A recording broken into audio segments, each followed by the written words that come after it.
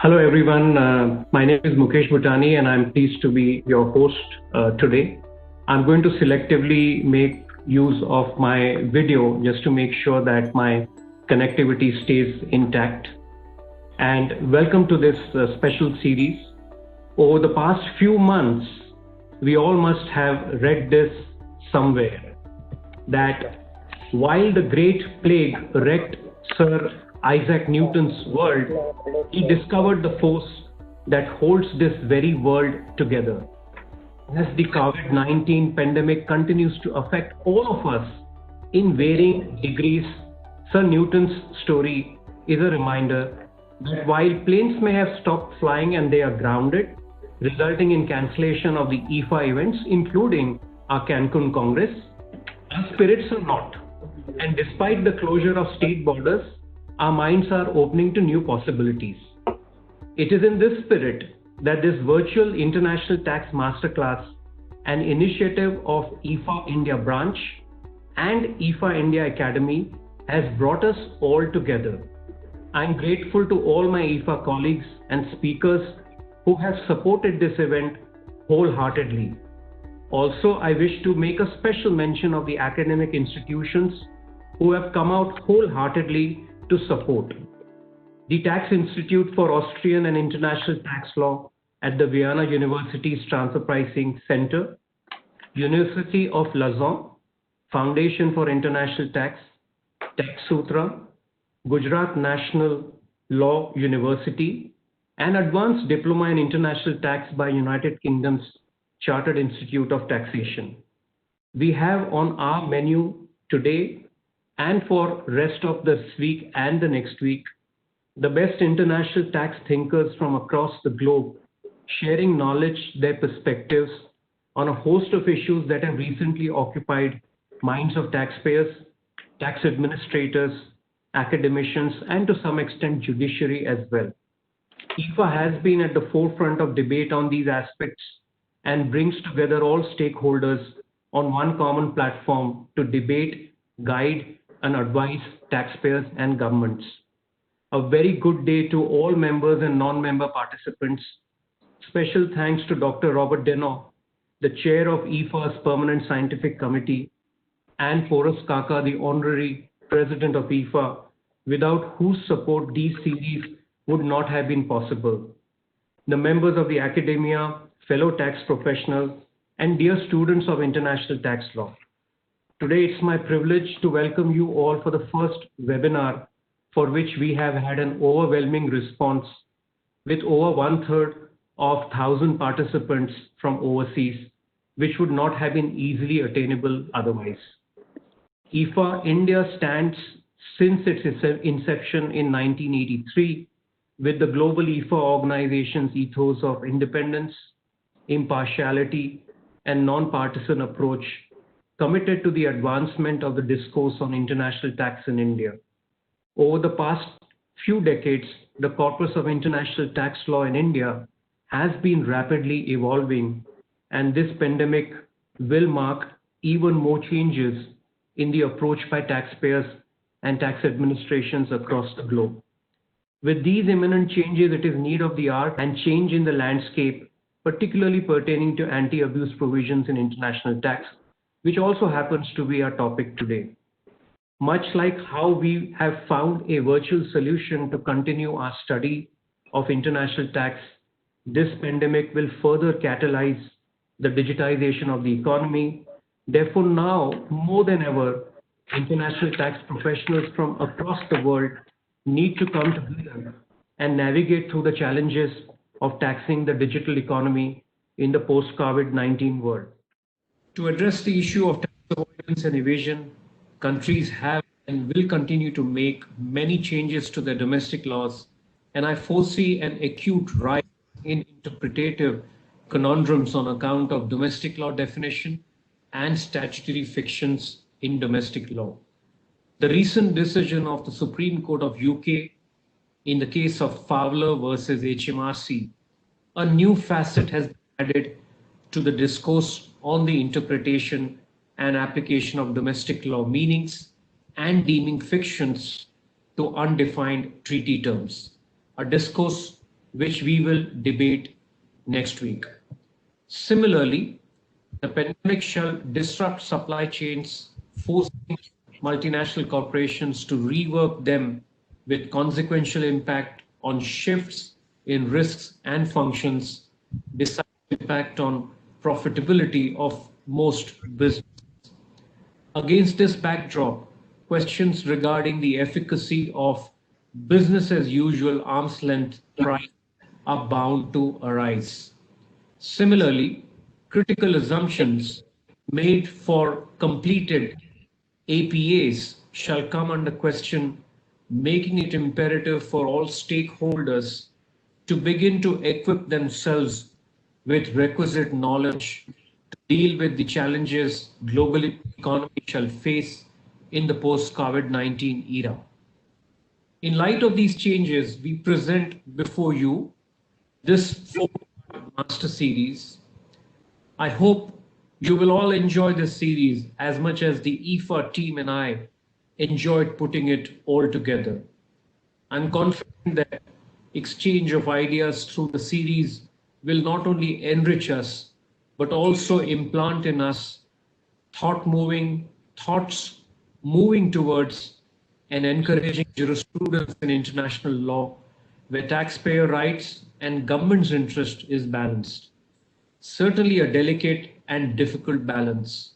I was thinking of an apt quote to reflect this balance and found one from Thomas Jefferson, author of the American Independence, the state of Virginia, and the third president of the United States of America. He said, and I quote, "When the people fear the government, we have tyranny. When the government fears the people, you have liberty." In this spirit, I welcome you to the first session of the series on the topic of abuse prevention in international law, where we have Professor Dr. Robert Denon delivering the first session. The inaugural address would be followed by presentation by Kaka and Professor Dr. Luc DeBroe, and thereafter a panel discussion and then a Q&A session. But before I hand it over to the chair of the session, Professor Dr. Robert Denon, I'd like to invite Honorable Justice P.P. Bhatt to inaugurate this conference and then hand it over to Professor Robert Denon. Over to you, Justice Bhatt. Good evening, everyone. Mr. Mukesh Bhutani, Chairman, International Fiscal Association India Branch, and other eminent office bearers and members of the International Fiscal Association, distinguished speakers in these sessions for different parts of the world, ladies and gentlemen. It is indeed a great delight for me to be with you this evening and to witness this important web conference on abuse prevention in international tax law being organized by International Fiscal Association India Branch. International Fiscal Association is doing a wonderful job in spreading education and awareness about the issue relating to international taxation, and an event like this certainly serves that object of the IFA very well. Just as important it is to ensure that international law, particularly international tax law, is well respected in letter and in spirit, and the taxpayers are allowed all the international tax benefits which are admissible to them. It is also important that the benefits envisaged for bona fide taxpayers is not allowed to be abused by the vested interests. In the recent past, multilateral bodies like OECD and UN, as also the national governments, have laid greater emphasis on this important area in international tax law, anti-avoidance rules, or with respect to limitations of benefits clause, or even the principal purposes test. The underlying thrust is that international tax law benefits are not misused or abused. Having said that, it is equally important to understand that what is considered to be an abuse of international tax law must be based on well-settled principle rather than individual subjective notions of the decision makers. On one hand, we must stay away from a populist interpretation of this term, and on the other hand, we must give it a definite, predictable connotation of the term abuse. It is in this background that it is very important to understand connotation and scope of abuse and to hear perspective of global experts on the same. I am happy that you have people from different tax jurisdictions today, notably Belgium, Mauritius, and Switzerland, discussing this important aspect of international law. I wish your deliberations all the success and good luck.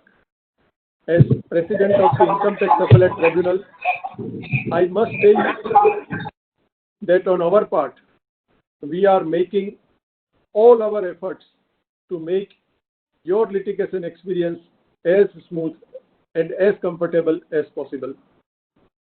In the ITAT, apart from ensuring dedicated benches for matters involving transfer pricing and international taxation at major stations, proactive steps have also been taken by use of technology to accelerate the disposal of matters. Information technology has also been used to provide a comfortable and seamless interface by the taxpayers, in as much as the ITAT has launched the facility of mobile app for providing case status and related judicial information, and also conducting of virtual hearings. Recently, we have also announced the starting of e-filing portal, which will enable our stakeholders to file their appeals and all other communications through the medium of e-communication. We have also conducted a large number of capacity development sessions so as to improve the skill of our members and to enable them to speedily and efficiently adjudicate on the complex cases in international taxation as well.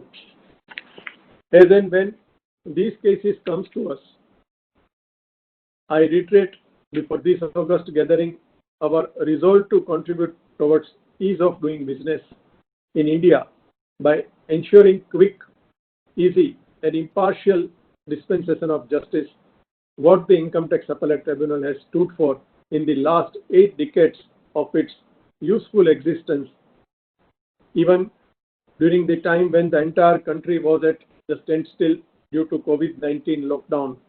We in the Income Tax Appellate Tribunal have been working effectively, using this time to prepare for better service delivery to all the stakeholders. The result will soon be visible to all of you.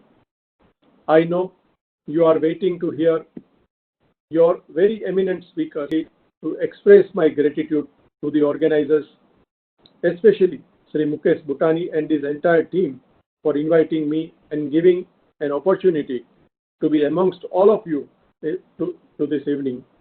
I wish you all very best in these deliberations. My best luck to all of you.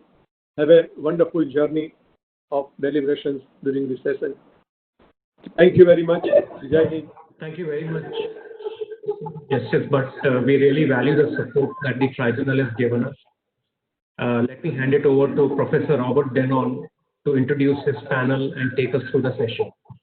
Congratulations once again to the Indian branch for putting together such an impressive series of speeches addressing very, very topical issues. I think this is the new way of communicating in the COVID era, which shows also a great level of solidarity. Perhaps before turning to the main topic of today, let me make a few follow-up considerations on behalf of Central IFA. As the chair of the Indian branch, Mukesh Bhutani has mentioned, we had no choice but to cancel the Cancun Congress. This was a difficult decision to make, but I think it was a reasonable one. I just want to say on behalf of Central IFA, and without disclosing any forthcoming surprises that you will receive in the coming weeks, that we are heavily working on two things. The first is, of course, to reshape the Cancun Congress, which will take place, as you will see. And also, we're working on putting together a series of sessions during the fall that will keep you busy on latest international tax development, very much mirroring to some extent what we were supposed to discuss in Cancun. And we are delighted that the Indian branch has actually shed the way and being forward-looking in organizing these sessions. Needless to say that this is just the beginning of these sessions, and as Mukesh has indicated, there will be follow-up sessions in the coming days on the digital economy, on the relation between transfer pricing and the COVID-19 era, and of course, tax fictions, in particular, bearing in mind the recent decision in the UK in the Fowler case. So I'm sure all the participants will be very much enjoying these sessions. So first of all, on behalf of Central IFA, a very warm welcome and very, very, very happy to be here. Now, perhaps let me take you through the topic of today, which is abuse prevention in international tax law. You have seen in the title that we have OECD, UN, EU, Indian and Mauritius perspective. This is not a panel about the past, it's a panel about the future. It aims at looking how the landscape, the tax treaty policy landscape in particular, will be affected by the recent changes that have occurred at the OECD and UN. Thanks to the presence of my colleague, Professor Luc Debreu, chosen to bring the European dimension into the discussion, because the European Union has been quite active recently in shaping what may be described at the international level as the general prohibition of abuse of rights doctrine. You have heard about the famous Danish cases that have been decided by the Court of Justice of the European Union. Professor Debreu will also highlight this. So just to explain how the session will be organized, first I'm going to give a presentation that is basically a kickoff presentation for the panel to be then able to take a more regional perspective and address some questions that are relevant to these respective regions from that you have in the access to the webinar that have been uploaded as well. So if you're interested in learning more about what will be discussed in my presentation, you can always look in these two publications, in particular the one entitled The PPT in Post-BEPS Tax Treaty Law. It is a GAR, but just a GAR, and I will elaborate on that. So perhaps to give you the outline of my presentation, I wish to begin with some general consideration on the problem of improper use by taxpayers. I will then dwell on what I call the post-BEPS minimum tax treaty policy framework, and I try to put it into context. Then I will focus on the articulation of now the well-known principal purposes test with some controversial issues. This will allow me to land into a discussion of a recent cases that was decided in Canada, the Alter Energy case, which also shows and underscores the framework in which the principal purposes test is likely to operate. Then I wish to address what I call the other sides of the coin, namely the issue of abuse of tax treaties, not by taxpayers, but by states. I think that this is a relevant issue for two reasons, because it is conceptually very much similar. It is also rooted, as you will see, in the principles of interpretation of tax treaties. And it is also perhaps relevant at a time at which we have a tension between treaty obligations and the adoption by states of unilateral measures. I highlight in this last respect that you have a session that will discuss tax fictions. And the topic somehow is related to that problem. So I will keep it brief on that respect, but nevertheless share a few thoughts. General consideration on the problem of abuse of DTAs by taxpayers. Let me perhaps highlight a few considerations, namely the things that have not changed with the BEPS initiative. There is often the perception that the BEPS initiative has entailed dramatic changes. And there is, of course, the elephant in the room, which is the background and the balance between residents and source. Now, I wish to clarify that there are a number of things that have not changed in the post-BEPS world, which one might need to take into consideration when approaching the problem of improper use of tax treaties. The first question which has not changed is the definition of treaty residence. As you know, this notion is actually entrenched in Article 4 of the OECD and the UN Model Tax Convention. So the level of access to treaty benefits, the first primary test to access treaty benefits, has not been changed.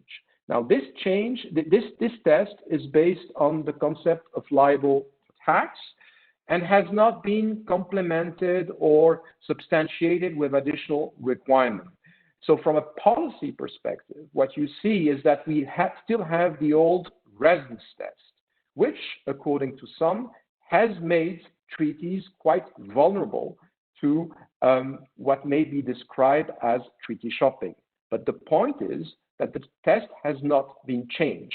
Rather, as we will see later on, the problem has been addressed by incorporating additional limitation on benefits provision into the treaty, one of which, of course, is the principal purpose test. Now, one of the questions that I will address is, of course, the proper scope of the principal purposes test vis-à-vis changes, treaty provisions, that have not changed, such as the residence test. Another element which has not changed is the definition of treaty shopping. Essentially, the definition of treaty shopping this definition has not changed since the 1977 OECD commentary.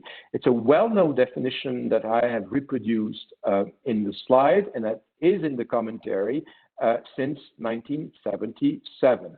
Well, this definition basically encompasses two main fact patterns that are considered to give rise to treaty shopping. One is the well-known conduit situation, cases in which income is distributed to an entity in the state of residence and immediately passed on to a non-resident. This is relevant to countries that have, in particular, high withholding taxes on dividend interest and royalties. Now, the question here, of course, is the distinction feature is the fact of passing the income very shortly after this income is received by an entity. Professor De Breu will also pick up this problem when discussing the case law of the Court of Justice of the European Union in the Danish cases, which, of course, is about conduit situation involving passive income. The second element of treaty shopping is what I call the restructuring situation. Here, the problem is not so much the fact that income is being channeled through the state of residence. Rather, the problem is that the taxpayer changes or transfers assets or his residence to the state of residence shortly before claiming treaty benefit, So the distinctive feature of this second aspect of treaty shopping is essentially the timing element, the fact that you do a restructuring just before claiming treaty benefits. So I think it's important to keep that in mind because this definition has not been changed and is still in the 2017 OECD commentary. Another element, and now I'm beginning to address more policy consideration. When you look at the problem of treaty shopping, I think it's highly important to keep in mind that what constitutes treaty shopping is effectively also very much dependent on policy consideration. And here, I'd like to make the point that, of course, the very purpose of tax treaties is essentially to stimulate foreign investments into a country. And the question, of course, is how treaty shopping should interact with the principle of stimulating foreign investment into a country. And there, I think there are numbers of principles that one might wish to bear in mind. I think there is an international agreement on the fact that circular transactions, typically transactions that simply lead to a round-tripping situation, thereby not increasing genuinely foreign investment into a country, are somehow abusive. They can find little justification, I find, in an interpretation from a policy perspective, because you effectively do not have an additional investment into a country, but rather simply a circular transaction. I'd like to mention here a French case, which is the Verdanet decision, which perfectly illustrates, captures my thoughts on this point. And here I'd like to quote the rapporteur public in this case, the Verdanet case that was decided by the French Supreme Administrative Court.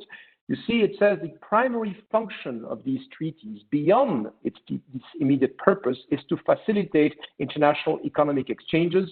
It is part of their very logic that they be read as not intending to apply to taxpayers who artificially create the conditions of foreignness. Now, the Verdanet case was a case involving a French taxpayer who had actually set up a company in Luxembourg, which had actually sold back the investment to another French company dominated by his ex-wife.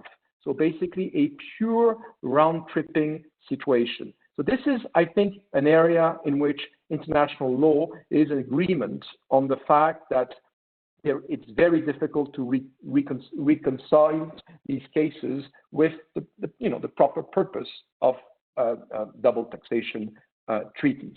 A similar example is an Israeli case, the Yonker Weiss decision.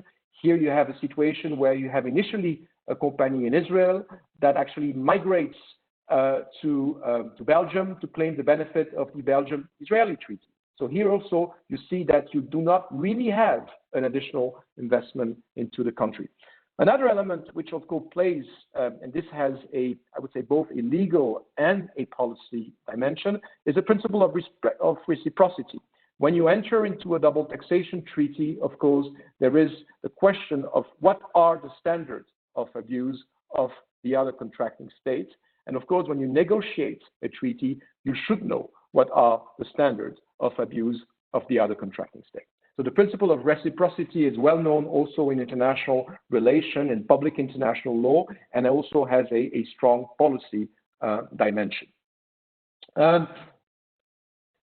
The other policy consideration that I'd like to mention, and I think it's important here, we're getting into the principal purposes test, into the BEPS framework, is the tension between multilateralism and national sovereignty.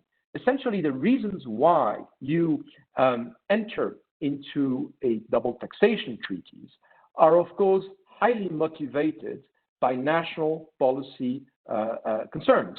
A country enters into a treaty with another jurisdiction for very specific reasons linked to, in particular, the two economies that are actually getting the benefit of a double taxation treaty. Now, how does this is this affected to some extent by the BEPS package? The answer, in my opinion, is no, because as the introduction to the OECD model mentions, it's really a decision of each contracting state based on both tax and non-tax consideration to enter into a tax treaty. And I think the BEPS package is actually putting forward some minimum standards.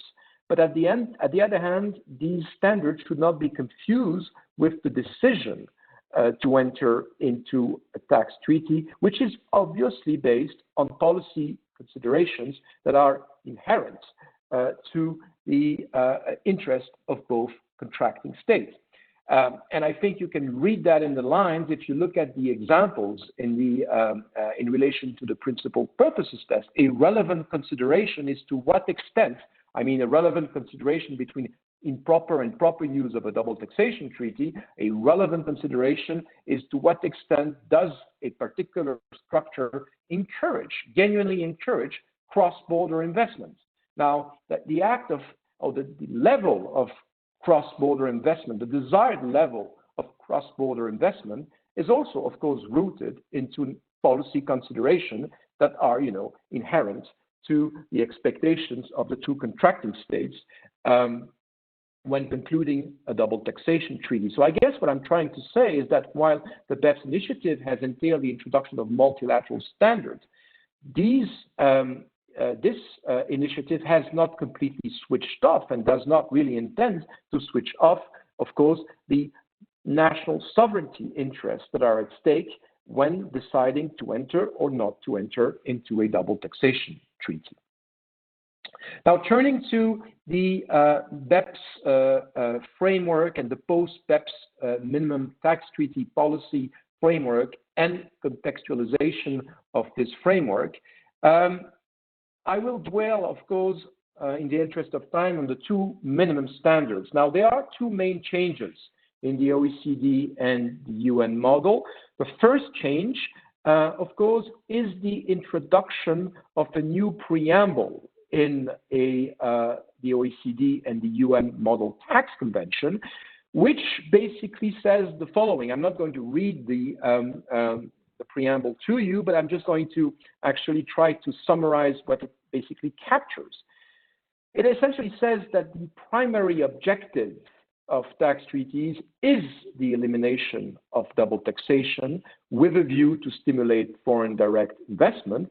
But at the same time, the new preamble puts a limit to that objective in the sense that this objective is limited by, there is a limit which is typically the improper use of double taxation of tax treaties to pursue treaty shopping. So double taxation, elimination of double taxation need not to encourage treaty shopping arrangement. And you see there is a traditional definition of treaty shopping. What I'd like to make very clear here is that you see that there is a reference to non-taxation. Now, I'd like to make clear that here the preamble does not mean that there should be a minimum level of taxation or effective taxation for a treaty to apply. What the preamble is actually alluding to is non-taxation relating to treaty shopping. So the fact that the taxpayer in the state of residence is subject to a moderate tax rate, a participation exemption, is not affected by the new framework. So we're talking about reduced taxation or non-taxation directly linked to treaty shopping. If you want to ensure a minimum level of taxation, you need to incorporate a specific subject to tax clause in the treaty. Now, turning to the PPT, and I'm again not going to read this because you know the text very well, has essentially two main elements. Now, I see in the practice that a lot of focus has been placed on the first element, which is one of the principal purpose.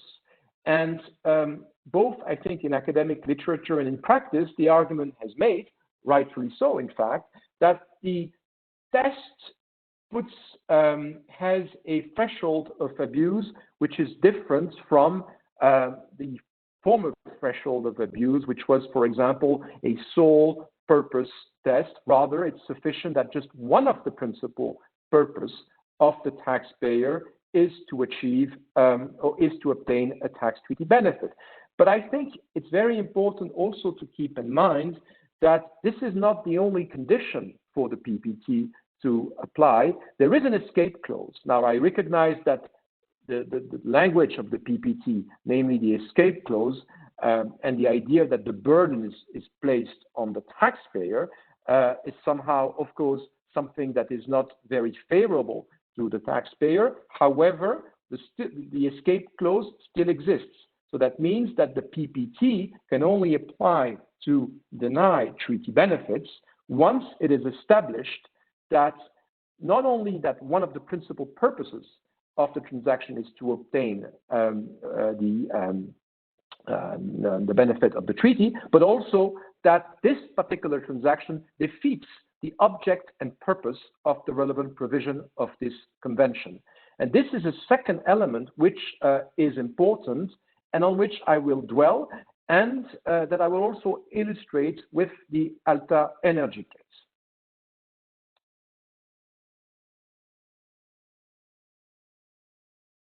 Yes, so a few words on contextualizing the new framework. I think when you look at the principal purposes test and the new preamble, you need to make a few distinctions. Those of you who are familiar with Indian case law know that Indian case law has in the past resorted to the sham doctrine. It's also a concept that is known in other jurisdictions. Now, it's quite clear that treaties apply to real facts. So it's quite clear that if a transaction is a sham or is a simulated arrangement, it's quite clear that the treaty will not apply to this arrangement, irrespective of the new preamble or the principal purposes test. So the PPT only comes after the facts have been properly established. And at this stage, once the facts have been properly established, you need to actually first, before going to the PPT, do a proper interpretation of tax treaty law before considering the application of the PPT. Now, the question which arises here is what is the relevance of the preamble in the context of the interpretation of the treaty before going to the PPT? Can you say that the interpretation of a new OECD model provision is changed, or can the interpretation change because of the new preamble? Well, at the level of the interpretation of the treaty, my view is that the preamble will have a very, very, very limited impact. And this is for a very, very simple reason. It is quite established that under the principles of interpretation of tax treaties, the idea of looking at the context, and that would typically include the preamble, cannot actually twist the wording of the provisions, in the sense that if there is some sort of meaning that emerges out of the context of the treaty, that meaning cannot conflict with the wording of the treaty. So looking at the object and purpose of the treaty, in typically including the preamble, also requires one to bear into consideration Article 31 of the Vienna Convention and the fact that it's only relevant to the extent the meaning of a provision is not overridden by the purposive interpretation. So in other words, the preamble finds its limit at the level of interpretation of treaty law, finds its limits in the wording of the treaty. Of course, the situation is different when you get to the principal purposes test, because when you get to the principal purposes test, you are looking at the object and purpose of the relevant provision of the convention, and there you're no longer bound by the wording of the treaty. You can conclude, you can conduct a genuine, or what I call a sui generis, a proper purposive interpretation. However, and that will be illustrated also in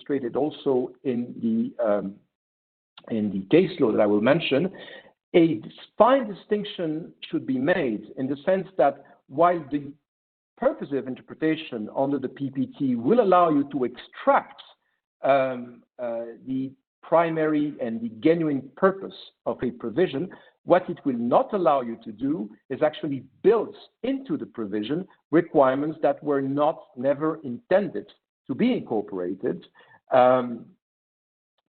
even under a purposive interpretation. And I think this is very much an important element to bear in mind when considering the introduction of a principal purposes test into the treaty. The principal purposes test is a GAR, but it's not a new threshold to access treaty benefits. It just aims at looking as to whether the initial threshold to access treaty benefits is actually properly applied, but it doesn't change the access to treaty benefits. So when you look at the principal purposes test, as I said, a critical element will be to what extent is the object and purpose of the relevant provision of the convention is defeated. And here I've quoted an example in the commentary where you have this timing problem. You have a taxpayer that transfers his residence to the state just prior to doing a sale. And then he takes advantage of Article 13.5 of the OECD model to shortly after take advantage of the double taxation treaty provision that will allow exclusive taxing rights to the state of residence of the alienator of the shares. There you clearly have a timing problem because the alienation takes place shortly before the transfer shortly after the transfer of the shares. But then the question then is the object and purpose of the relevant provision of the treaty defeated in that case? And you will see, if you look at the commentary, that the commentary does not really address this question, simply looks at the first element of the problem, but does not address the second element of the problem. I think I would skip this slide in the interest of time, and I will get now immediately to the Alta Energy case, which is a case that has been decided by the Canadian Tax Court and confirmed in February by the Federal Court of Appeal in Canada. So it is quite an interesting case because it went nearly all the way and raises very, very interesting questions in light, in particular, of the facts and also in light of Canadian law, because Canadian law was somehow quite similar to the principal purposes test. Let me explain the case. The case is very, very simple. You have a diagram on the slide, but I will perhaps just try to explain the essence of the case. Essentially, this case is very simple. You have a situation where you have a taxpayer that owns shares in a company in Canada, and then the shares in this company are then being transferred to an entity in Luxembourg. Why are the shares transferred to an entity in Luxembourg? Well, because the Canada-Luxembourg Treaty provides that capital gains realized on the disposal of shares are exclusively taxable in Luxembourg.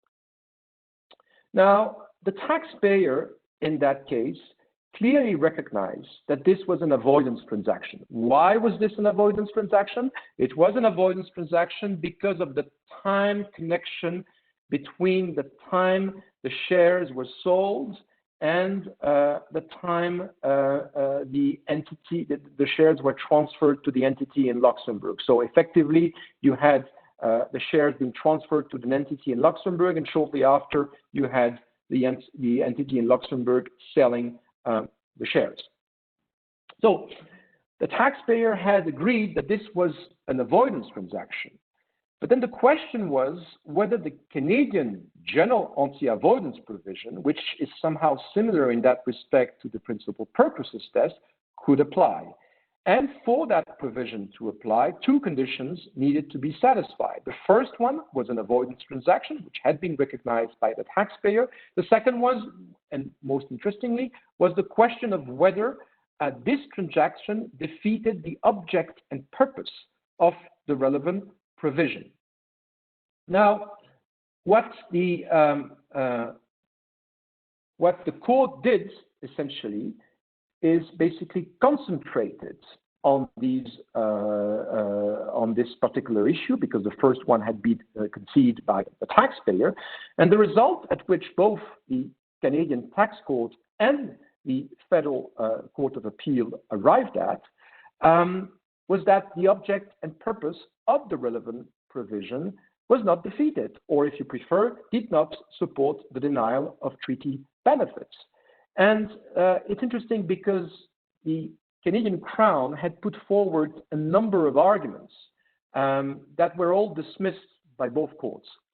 One argument was the fact that it was a problem that the entity in Luxembourg did not have a significant presence in Luxembourg, and therefore the Canadian Crown put forward that you had to have a real commercial ties with Luxembourg. In other words, a real close connection to Luxembourg.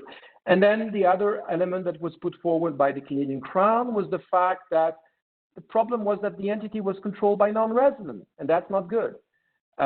Well, the court dismissed all of these arguments because it says, well, sorry, Article 4, even construed from a purposive perspective, simply requires that a taxpayer be liable to tax in the state of residence. There is no subject to tax requirement in the treaty. There is no additional activity test. If you want one, just put one in the treaty, but don't try to read it in Article 4.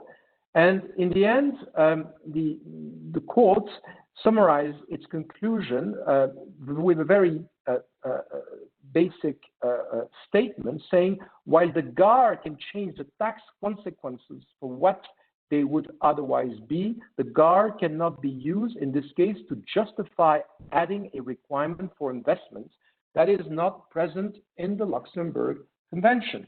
I just make here a cross-reference to a case that was decided last week by the Swiss Supreme Court, this time involving a bilateral investment treaty and the problem of treaty shopping involving bilateral investment treaty. And the court came exactly to the same conclusion. If you want to have additional conditions in the treaty, you need to build them. So I think it's important to understand that the purpose of the PPT is really to secure a proper interpretation of the treaty from a purposive perspective, quite clearly, but not to build into the treaty requirements that were never intended. And I think this is also an important element to bear into consideration when you are in the position of a tax treaty negotiator. I'd like to conclude with the other side of the coin.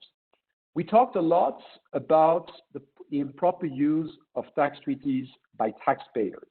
We talked a lot about the principal purposes test.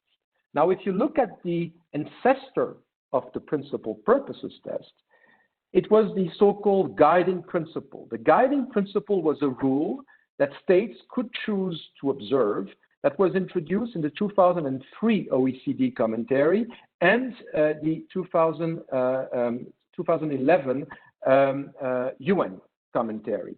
Now, there are certain substantive differences with that rule and the PPT on which I will not dwell, but the point is that at the time, the OECD said, well, the reason for introducing the principle that taxpayer should not abuse tax treaties, well, this reason is actually Article 31 and 26 of the Vienna Convention on the Law of Treaties. And it was quite controversial, I must say, at the time for one particular reason. Why? Because while it is clearly established that these provisions, namely the idea that treaty obligations should be observed in a good faith manner, are applicable to states, it's less clear whether these principles are applicable to taxpayer. But the point is, if we now have a rule in the treaty which is actually based on the idea that treaty benefits should be denied when treaty benefits are not in accordance with a purpose of interpretation of the treaty, then I think the argument can be made that a similar principle should be applied to states in order to prevent states from from refusing to apply their tax treaties in cases in which clearly the treaty was intended to apply. In other words, you are often hearing the case that the taxpayer tries to argue on the basis of a literal wording of the treaty to take advantage of the treaty. Under the PPT, that is clearly not possible because you have to conduct, as I said, a purposive interpretation, which is different from adding new requirements in the treaty. But then you can also argue that the friction between, for example, subsequent changes introduced in domestic law by states should also be assessed in light of a purposive interpretation. In other words, if there is an abuse of right doctrine at the international level, and if one considers that it applies to taxpayers, then I think it should also apply to states. That was, of course, the case before the introduction of the PPT, because it's simply a principle that flows from international law. However, now that we have a codification of the principal purposes test in the treaty, the question, of course, is to what extent should we introduce or should we put in the treaty a safeguard that would basically say that treaty obligation cannot be switched off by subsequent changes in domestic law to the extent these changes cannot be reconciled with the object and purpose of the relevant provision as understood from a purposive perspective. If you look at the OECD model and the OECD commentary, you have some references of this principle already in the commentary, typically regarding subsequent changes to domestic law. You have the OECD commentary providing that a state should not be allowed to make a convention partially inoperative by amending afterwards its domestic law, by amending afterwards in its domestic law the meaning of terms that are not defined in the treaty. And that is, of course, referred to as tax treaty dodging. Now, you have this principle in the OECD commentary, but it has not been elevated the same way the PPT has been elevated. So this is more of a form of a question that I'm raising, is to what extent, if we are actually assessing the treaties from the perspective of taxpayer on the basis of a purposive interpretation, should we not also then assess the obligation, their treaty obligation by states on the basis of a similar purposive interpretation, which existed already, which can also already be derived from a proper interpretation of international law. But you could wonder to what extent it might be desirable to have something similar as the PPT in the relevant treaty for abuse of treaties, this time by states. I'm recognizing that this is a very, very controversial statement, and I'm, of course, immediately recognizing the reluctancy of tax treaty negotiators, perhaps, to venture into that direction, but I'm making the point of symmetry. So, in the end, I think that a number of questions have emerged from my presentation. I think we are left with a lot of difficulties with the new standards, and in particular, the principal purposes test. And I think there are two reasons for that. The first reason is that, as I say in my article, the principal purpose test is a GAR, but it's just a GAR. It's not a test that allows you to revisit the access to treaty benefit. The second difficulty is that the principle governing the access to treaty benefits, typically the concept of residence, has not been changed in the OECD model, and we have to live with that. The only way to actually tighten the access to treaty benefit is to have, in my opinion, additional clauses in the treaty. And the third difficulty is because one of the mission of the BEPS initiative is to address the problem of aggressive tax planning in a holistic fashion. And you have, for that reason, principles such as the value creation principle that have emerged. And there has been a tendency to actually construe these principles as meaning all the same things in various different contexts, typically in the harmful tax practice context and in the treaty context. But that's not the case, because whatever is not in a treaty cannot be built into a treaty. And of course, the principles of the Vienna Convention on the Law of Treaties continue to apply. So with that, my objective was perhaps just to kick the discussion and to open the floor also to a further presentation, which will now be made by my friend Boris Kaka, who will address some of these issues more from an Indian tax policy perspective. Thank you very much. Before I begin, I want to just take a few points on what Robert has presented and my thoughts on that before I come to what will be the presentation in the context of, say, India and India's tax treaties. The first issue that Robert raised was, what really is a treaty? What were the problems that the international community were trying to solve, and have they really addressed the major problems? So if you will look, a treaty really is a combination of retaining your sovereignty with regards to issues like residence definition, and giving up your sovereignty with regards to taxation, unless there is a P, etc. So it's a combination of these two things. One of the main problems that we see in treaty practice and treaty interpretation is the concept of residence. And Robert raised that absolutely correctly and pointed out that Article 4 really takes us to a rule of domestic law of the state of residence. That article, in fact, is extremely liberally interpreted, which gives the right to determine liable to tax, whether you pay tax or not, including future potential taxation. Even under the MLI, there is no change to this concept. And therefore, one of the areas which probably creates the greatest area has not been touched. Is the PPT a tool for that? Perhaps not, as Alter Energy has shown us. The next issue that Robert raised was round tripping. Is the PPT good for round tripping? The answer probably is yes. And the reason is PPT can attack transactions. What difficulty that Robert has, and I think I agree with him, is can it attack fundamental treaty concepts like liable to tax, which are not necessarily a transaction, but a definition in the state of residence.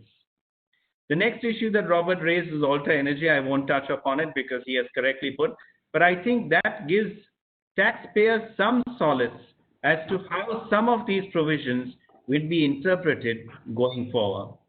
Lastly, the new tool. Actually, right now, with the MLI coming into force, the way I look at it, there are 4 tools that the taxpayers will have to satisfy to ensure that they get treaty benefits. They have to cross the hurdle of the preamble. They have to cross the hurdle of the PPT if there is. They have to cross the hurdle of GAR, and they possibly may have to cross the hurdle of LOB. There can be a combination of any of these 4, but these are a minimum standard. So let us touch very briefly on the preamble. As Robert pointed out, there are 2 additional words that are inserted that require our attention. One is non-taxation, and the second one is reduced taxation. The first is, do you interpret them without the items that follow them in brackets, which is tax avoidance? I think non-taxation is a very difficult issue because, again, this is a combination of two things. One is an allocation within the treaty, which is really an act of negotiation between two states. And secondly, a result of inaction of domestic law of one state, which gives up its right which has been allocated under the treaty.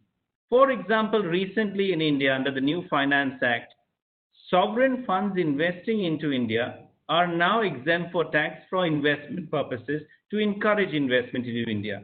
Now, this is an act of a domestic state. They will still be entitled to be treated as liable to tax. Can another state, which is a resident state, assuming it has given up its allocation rights to India, state now that in view of the preamble or in view of the GAR, right now let's stick to the preamble, we have the right to tax? And my answer must be clearly no. We then come to reduced taxation. That is an extremely worrying word if you interpret it. All tax treaties, whether they're on the dividends clause, on the interest clause, or on the royalty clause, are for purposes of reducing from domestic tax rates, primarily. Now, if you interpret this too widely, I think it can completely go out of the box. So you must couple it with the words that follow, which is tax avoidance. Now, again, tax avoidance is a very difficult word because what may be tax avoidance to A may not be tax avoidance to B. And let me state that I think even after BEPS, even after the MLI, tax planning within the four corners of the law is not something which can be taken away or is frowned upon or illegal, even within the concept of BEPS. So what does the preamble do? The preamble gives a strong frown. And who is the frown directed towards? It is primarily directed towards the judiciary, while interpreting the provisions of the MLI to keep in mind the preamble. Now, my answer is it may be difficult, as Robert pointed out, to use the preamble and ignore the literal words if the literal words come to a different conclusion. And then the last issue before I take up the details is, what about treaties that have been signed before the MLI came into force? How will you interpret the preamble then? Will you attach the preamble even to those treaties? And for this answer, I must draw all of your attention. I know all of you have a lot of time on your hand. A wonderful documentary or semi-documentary on Netflix, which a friend, IFA friend only drew my attention to, called The Tokyo Trials. It is deciding whether certain Japanese war criminals could be held liable for a crime that wasn't a crime before they committed it. Of course, you will have to see the documentary to find the answer. My only suggestion will be, I hope the members of the judiciary on this panel avoid watching that documentary. Coming now to the sense of what the preamble does for India. If you will see the slide that I have put up, India is one of the first countries to incorporate the preamble into the statute. So what is now the preamble of the MLI is found under Section 90 of our Income Tax Act, and two provisions have been inserted, 91B, 90A1B. So again, these are pointers to the judiciary to be used while interpreting treaties to be signed. And my answer will be, it can only be prospective. It cannot be used retrospectively to sign treaties which were signed prior to the preamble coming into force. Again, the issue will be, what does it do for the judiciary? Yes, it is an object. So for example, today, if you have a provision like an LOB within a treaty, and then you have the preamble side by side, I think it would be fair to the judiciary to look at both of them and ensure that there is no treaty shopping. Suppose there is no LOB clause, then can you say treaty shopping is illegal because merely the preamble says it should be frowned upon? And there I have significant hesitation in stating that that should be the case. Therefore, if you look at Section 90, and when we go back into the history of our judicial issues, when the first Azadi Bachao case was decided by the Delhi High Court, it used Section 90, which stood at that point in time, which said you can avoid double taxation, to say that you can't have a situation giving Mauritius exemption when there was no taxation. So they said, because of Section 90, we strike down the circular, etc., etc. The Supreme Court has reversed that, and they haven't gone on Section 90. They have gone on the article in our Constitution giving the right to the court or to the government to enter into treaties. Therefore, I think the preamble, when looked in its context, are ideals. These are ideals which should govern a tax treaty, which is being negotiated, which is being signed. But again, the urge will be for the revenue to point it to the judiciary. It should be put in the treaty. A LOB clause should be put in the treaty. The revenue then can rely on it. The judiciary can then also point it out. But an ideal in absence of a provision will be a very difficult situation for many. We then come to the object and purpose clause that Robert touched upon. Now, when you look at the object and purpose clause, it says, read it with the preamble, because now, so what does it do? Can you have tax avoidance as a principle imposed on another tax avoidance? For example, do you require substance upon substance? What do I mean by this? Look at the capital gains clause in most of India's treaties. It does not provide for a see-through, with the exception of immovable property. Now, when the treaty itself is negotiated to provide a see-through only in limited circumstances, can you use the PPT to create a see-through where the treaty is to the contrary? Now, there are three situations. One is, can you look at the preamble and come to the conclusion that no, we will have a see-through? My answer is clearly no. Can you look at the PPT? I don't think you can look to the PPT to create a see-through, because that would be contrary to the treaty. But you could look at the PPT to see if there was a sham transaction. Now, again, can you look at the PPT for Article 4? Perhaps Alta Energy would say no. Lastly, what about GAR? A very difficult question now, and the question will be, if you do have a PPT and you do have a wider GAR, how will you deal with it, and which one will trump the other? So coming back, as you see some of the amendments that have been made in our Act, this is there. Now, what I want to draw your attention is on another article, which is what I call a PPT versus PPT.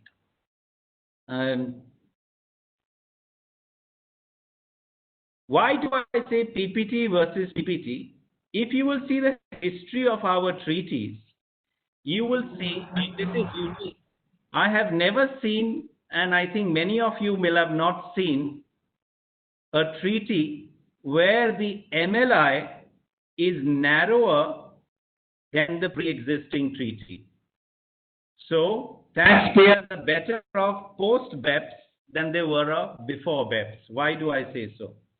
When you look at the Indo-UK Protocol, which was signed, I think, sometime in 2013, and we look at Article 28C, there it says the main purposes test will also include the examination or the creation or the existence of residence, which is directly hitting at the definition in Article 4.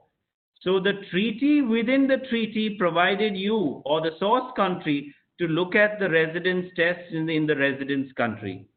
The current PPT in the MLI, in my opinion, does not extend to Article 4, because Article 4 takes us to liable to tax, which takes us to domestic law. And I must state that most countries, and that includes situations which I have seen perhaps are, how should I say, for better word, something which will surprise a tax lawyer or a taxpayer, will defend to the limit or overzealously defend their own residents. So irrespective of how they feel, perhaps they might have been treaty shopping, they will defend their residents because this is their sovereignty. So when you look at the PPT and you look at liable to tax takes you to that. So when you come now back to the 4 tools, let us look at Article 4 and the 4 tools.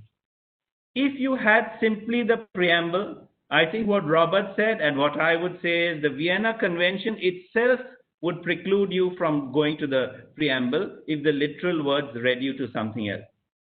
If you look at a PPT, then you must examine, does liable to tax of a domestic law definition is contrary to the object and purpose of the relevant provisions of the convention? Probably in the absence of a LOB, very difficult. Again, a GAR in the independence, I take you to Alta Energy. The last is the LOB clause. Now, this is the most useful clause, in my opinion, to deal with treaty shopping. And if you look at Article 28C of the Indo-UK Treaty, this applied as a PPT not only to transactions, but also to the creation and existence of residence. So unless you have a PPT which brings in Article 4, I think in the absence of an LOB, it's going to be a serious issue to be decided by the court. So what is my conclusions then on some of the other issues? If I was to proceed with some of the examples of Indian GAR versus the treaty GAR, I've set out some of the differences between the 2 provisions that are currently available. I won't trouble you with many of them. Then I come to the burden of proof. There are 2 provisions in our Indian GAR which change the burden of proof. Again, I won't deal with them. But interestingly, I want to draw your attention to 97.4 only for the purposes of an interesting point. It says that for the removal of doubts, it is clarified that the following may be relevant but not sufficient. What is it? The period of time for which the arrangement exists, the fact of payment of transactions, and the fact that an exit route is provided by the arrangement. Now, where did the legislature, or in fact the revenue, pick up that these may be relevant but not sufficient? Of course, I'm still struggling with the word that if something is relevant, I would assume it is sufficient, but let's assume that we understand what we are saying. The answer is, these are the tests to determine substance which have been laid down by Vodafone. So what our GAR is now telling you is that what the Supreme Court said, these are the tests of substance, these will not be sufficient. You must prove more than that. Of course, more than that, we don't know what it is right now to do it. So it's going to be a difficult situation. To conclude, treaty shopping is not going to disappear. Not because of taxpayers, but because of state action itself. If you look at smaller countries, and I do not wish to name many, but if you look at some of the smaller jurisdictions even surrounding India, they are hubs for investments into India. Those states are certainly not going to suddenly overnight and become massive manufacturing units, etc., etc. So when you deal with treaty shopping, you go back to our 4 tools. Preamble, no, not in isolation. If there is no MLI, anyway it cannot be used, and it cannot apply to treaties signed pre-MLI. PPT, the critical fight will be on the object and purposes.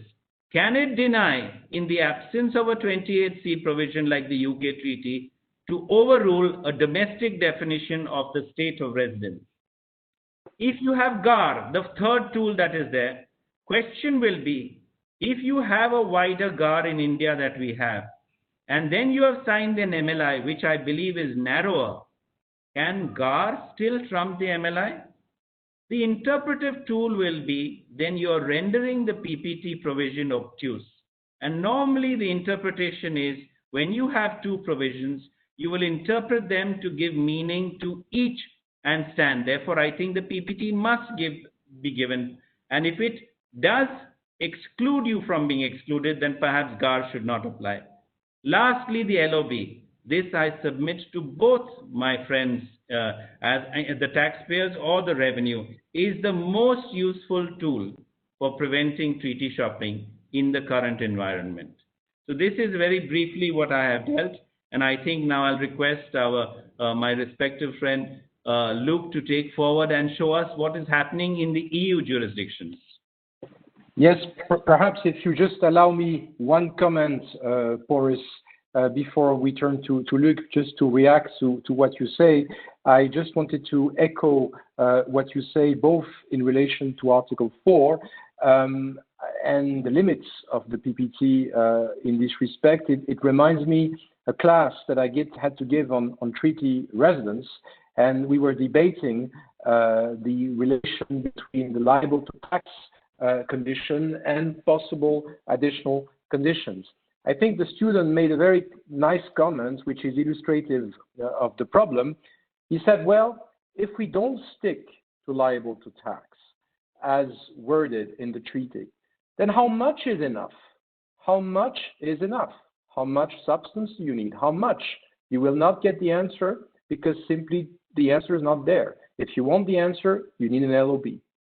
I'm going to make a very short presentation on the recent developments on the prevention of abuse under European tax law. Actually, we'll discuss two topics today.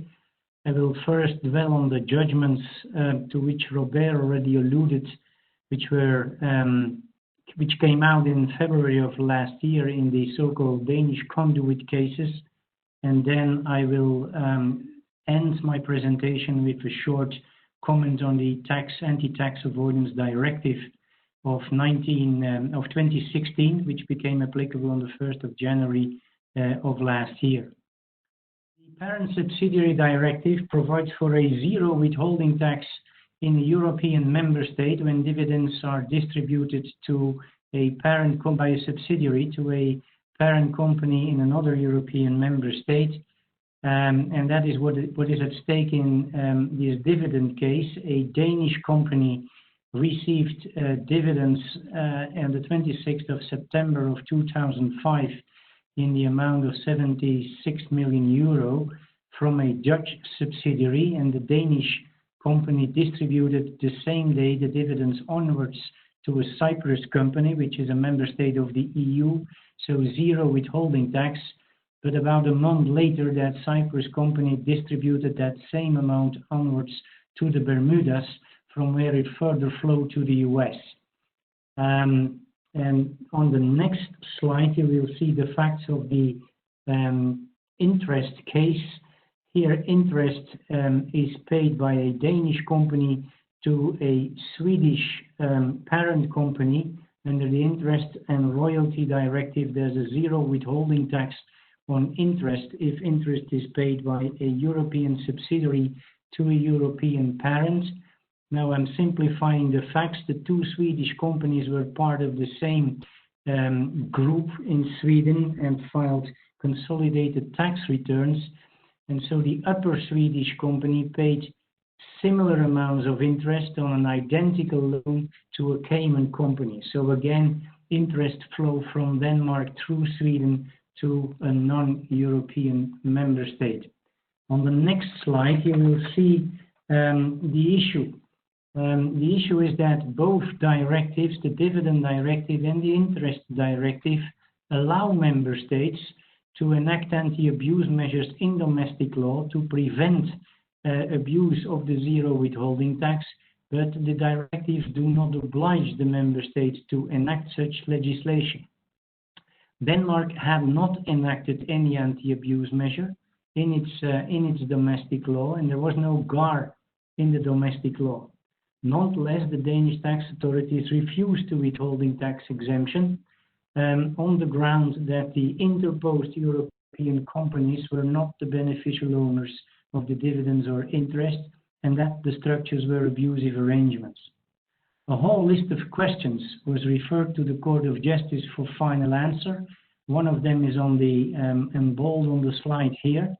Must a member state, in order to combat abuse of the directives, have adopted specific domestic provisions, or may it rely on treaty-based provisions like the beneficial ownership clause in the treaties, or on national principles against abuse?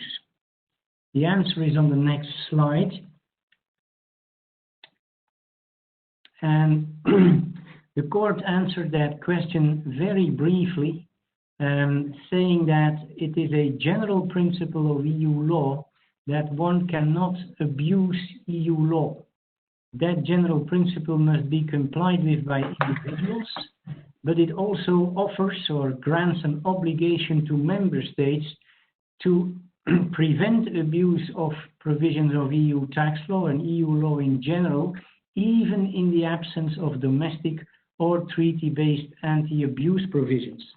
So actually, that brings us down to a discussion which we had about 15 years ago, I think, amongst practitioners on whether the OECD Model Convention and tax treaties following the Model Convention include an inherent anti-abuse provision.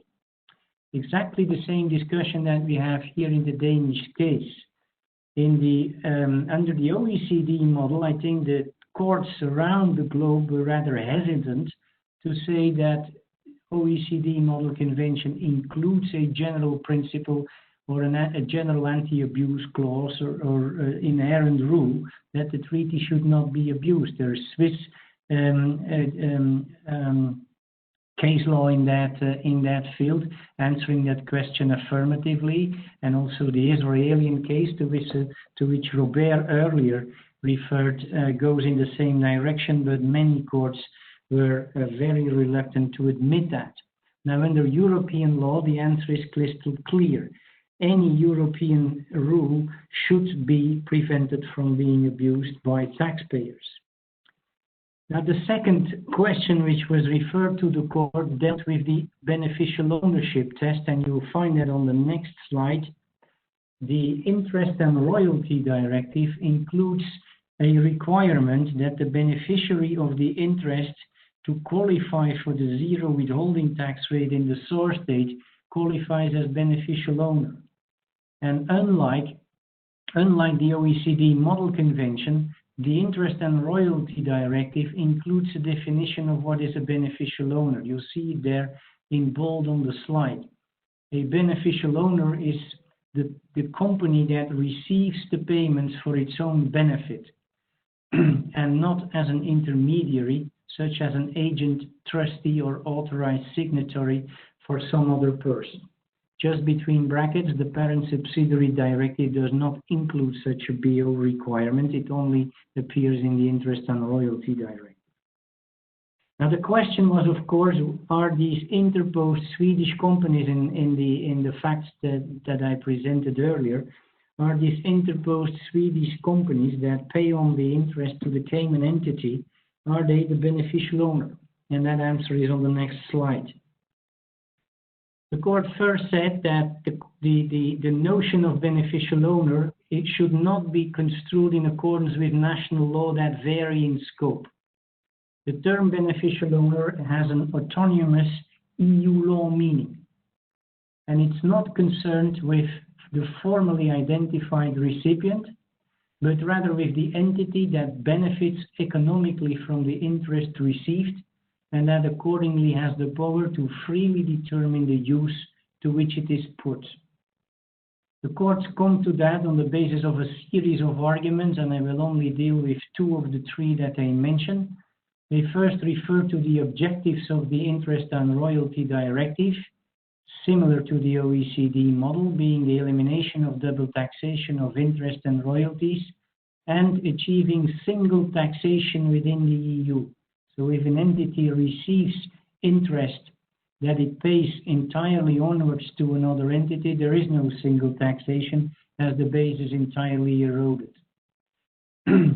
Secondly, and that is more surprisingly, the Court of Justice refers for the interpretation of the beneficial ownership clause to the successive amendments of the OECD Model Convention and commentaries, which it calls relevant for the interpretation of the Interest and Royalty Directive. I find that surprising because the court first concludes that the beneficial ownership meaning or the beneficial ownership provision has an autonomous meaning under EU law, then to go on saying that we have to refer to the OECD model and commentaries to construe that meaning. And what is surprising is that the court only refers to the OECD model and commentaries until not those of 2014. So they refer to the 1970 commentary and the 2003 commentary, but not to the 2014 commentary, which is so important for the definition of beneficial ownership under the model. Now, the next question is, of course, when is a conduit company abusing the directives? And that is addressed on the next slide. The first thing that the court said is nothing new. It first confirms its earlier case law. There were so far two landmark cases in which the court has defined what has to be understood or when abuse of EU law is present. And the court has said that includes a dual test. One first has to look at whether the taxpayer acts against the objective of the rule of EU law, the so-called objective test, and then the subjective or intentional test, whether the taxpayer has the essential aim to claim improper advantages offered by EU law. And referring to what Porus just said before I took the floor, as to the burden of proof, it is very clear. The court says that the tax authorities have the burden of proof of both of these elements, a burden of proof which they should meet on the basis of a series of coherent, objective circumstances proper to the case.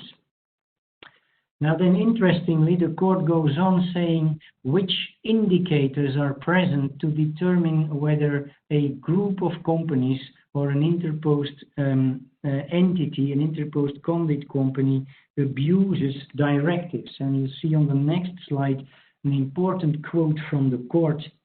A group of companies may be regarded as being an artificial arrangement where it is not set up for reasons that reflect economic reality. Its structure is purely one of form, and its principal objective, or one of the principal objectives, is to obtain a tax advantage or an encounter to the aim or purpose of the applicable tax law. That is so inter alia, where on account of a conduit entity interposed between the payor and the payee, payment of the tax of the interest in the source state is avoided. On the next slide, the next two slides actually, you will see the indicators which the court has mentioned as being relevant to determine when conduit companies abuse the directives. And there are 6 mentioned by the court. Very soon after receipt, all or almost all of the interest received is passed on to entities which do not fulfill the conditions of the directives. Number 2, and the second one goes hand in hand with the first one because it's the consequence of the first one. The conduit company makes insignificant profit because it has an obligation to pay on. The third indicator is the fact that the sole activity of the interposed entity is passing on income received, and the court refers to a whole series of objective factors which the tax authorities should control to that effect. On the next slide, you will see the 3 other indicators, being the contractual or legal obligation to pass the interest received on to a third party. And here you will see an implicit reference to the 2014 commentary, although the court does not explicitly refer to that. This is clearly drawn from the 2014 commentary on the OECD model. And the court adds to that, and it is also drawn from the 2014 OECD commentary, also the fact that the company does not have a legal or contractual obligation, but in substance, without being bound by such an obligation, the company does not have the right to use and enjoy the sums received. The 5th element is, in my view, not an objective factor determining abuse, but rather a factor which makes clear the intention to claim a benefit, a tax benefit under the directive. That is that the structure is set up to circumvent adverse tax consequences following from new tax law in the state of source, so a timing indicator. the last indicator is, in my view, something on which the court has it wrong. An argument was put forward by the taxpayer in one of the cases that there could not be abuse of the directive because if the interest would have been paid directly by the Danish company to the ultimate beneficiary outside the EU, the treaty between Denmark and that third country provided for a zero withholding tax. So the taxpayer very rightly, in my view, argued that there could not be abuse of the directive because the directive offered a similar benefit which the real beneficial owner would have been able to claim under the treaty. The court in the first instance said that that argument is immaterial, that it is immaterial that the treaty provides for a zero withholding tax, but then later on it comes back to that and says that it remains possible that in such a case the aim of the group structure is unconnected with an abuse of right, which I think is correct. I think in my view in such a case there is no abuse of the directives. My last slide deals with the Anti-Tax Avoidance Directive of July 2016, and I would only want to point one thing to your attention. That directive requires every EU member state to enact in their domestic law a GAR that prevents abuse of their corporate tax laws. And I'm not going to bother you with the text of that GAR, it's on the slide, but you will see that it includes, like the court has said earlier, an objective element and a subjective element acting against the rule of law and with the intention to claim a tax benefit. What is important though is that that GAR applies in all areas of company tax law, domestic transactions, intra-EU transactions, and even transactions with third states. And it covers the entire scope of the corporate tax law of member states, including withholding taxes and tax treaties. And I'm dwelling on the last point, including tax treaties. That means that European member states that have ratified the MLI have now PPTs in their tax treaties, but at the same end, they have these GARs in their domestic law that covers the full area of company tax law, including tax treaties.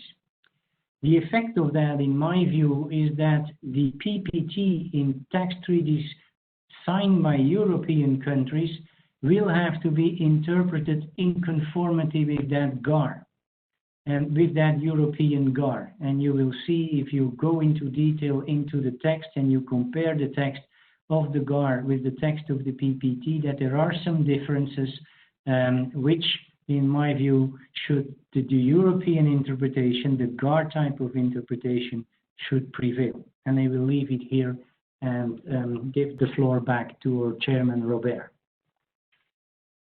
Thank you. Thank you very much, Luc.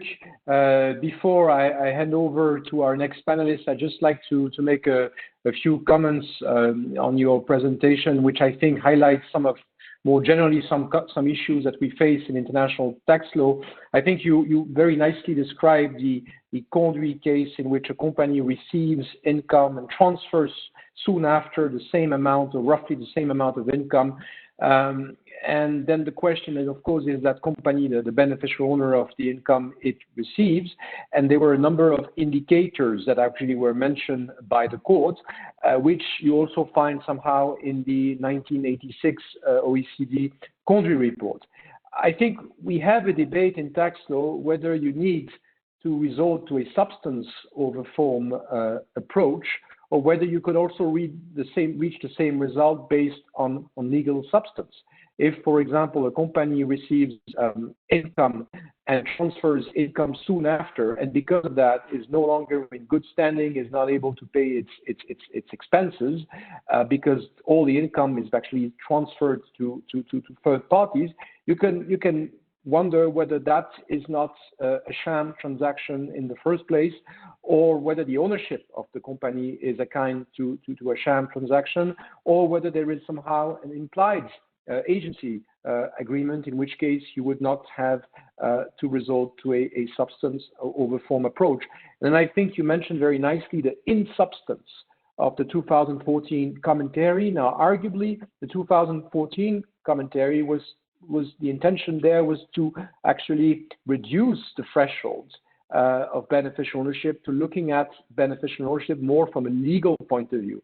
But what is confusing is that the test also includes looking at implied arrangements, implied legal arrangement. And the question there, as you rightly pointed out, is what does in substance mean? Is this a reference to implied legal arrangement, legal substance, or is this a reference to actually a substance over form approach? We have a case that was decided recently on securities lending in Switzerland that briefly touched upon this issue. And a last point that I would like to make is I fully concur with you that there cannot be any abuse if they were initially identical benefits available. I think this is a principle that stands, as you mentioned, on the directive, but also generally applicable on the tax treaties. I fail to see if there is no increase of tax treaty benefits, I fail to see how there can be any abuse in the first place.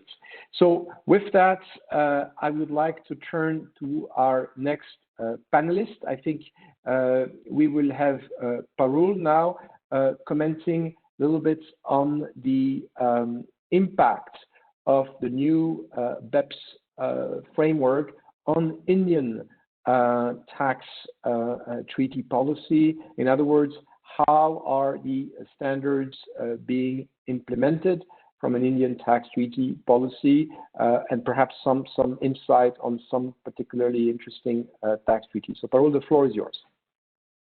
Thank you, Robert. Good evening, everyone. Good morning, everyone, depending on where you are. India has been at the forefront for the last few years when it comes to combating tax abuse. And, starting from its journey from, form over substance, we've slowly moved into substance over form. And that's really the approach of the judiciary that we are now looking at. India has about 95 tax treaties with different countries. And in implementing the MLI, it has opted for the preamble and the PPT combined with the LOB. But what we really see in various treaties is a combination of the PPT, the preamble, domestic GAR also, the treaty SARs, the transitional LOBs combined with the grandfathering for a few of the treaties. And what this is resulting in is that it is, there are different types of measures for combating treaty abuse, which are coming in at one go.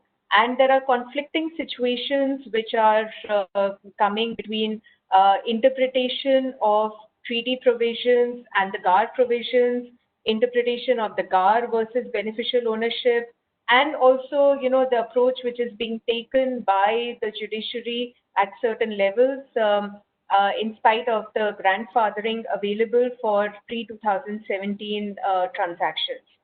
So when we look at GAR versus beneficial ownership, now beneficial ownership is a treaty SAR, and under our Indian law, the clarifications on GAR, they don't really help much. What they really provide is that if the SAR is not sufficient to tackle treaty abuse, then GAR will still apply. And what really is sufficiency and what is lack of sufficiency, there's not much of clarity there too. There have been a few cases where, beneficial ownership in the context of interest income has been upheld by the judiciary. And also there have been cases where the beneficial ownership concept has been applied for capital gain income.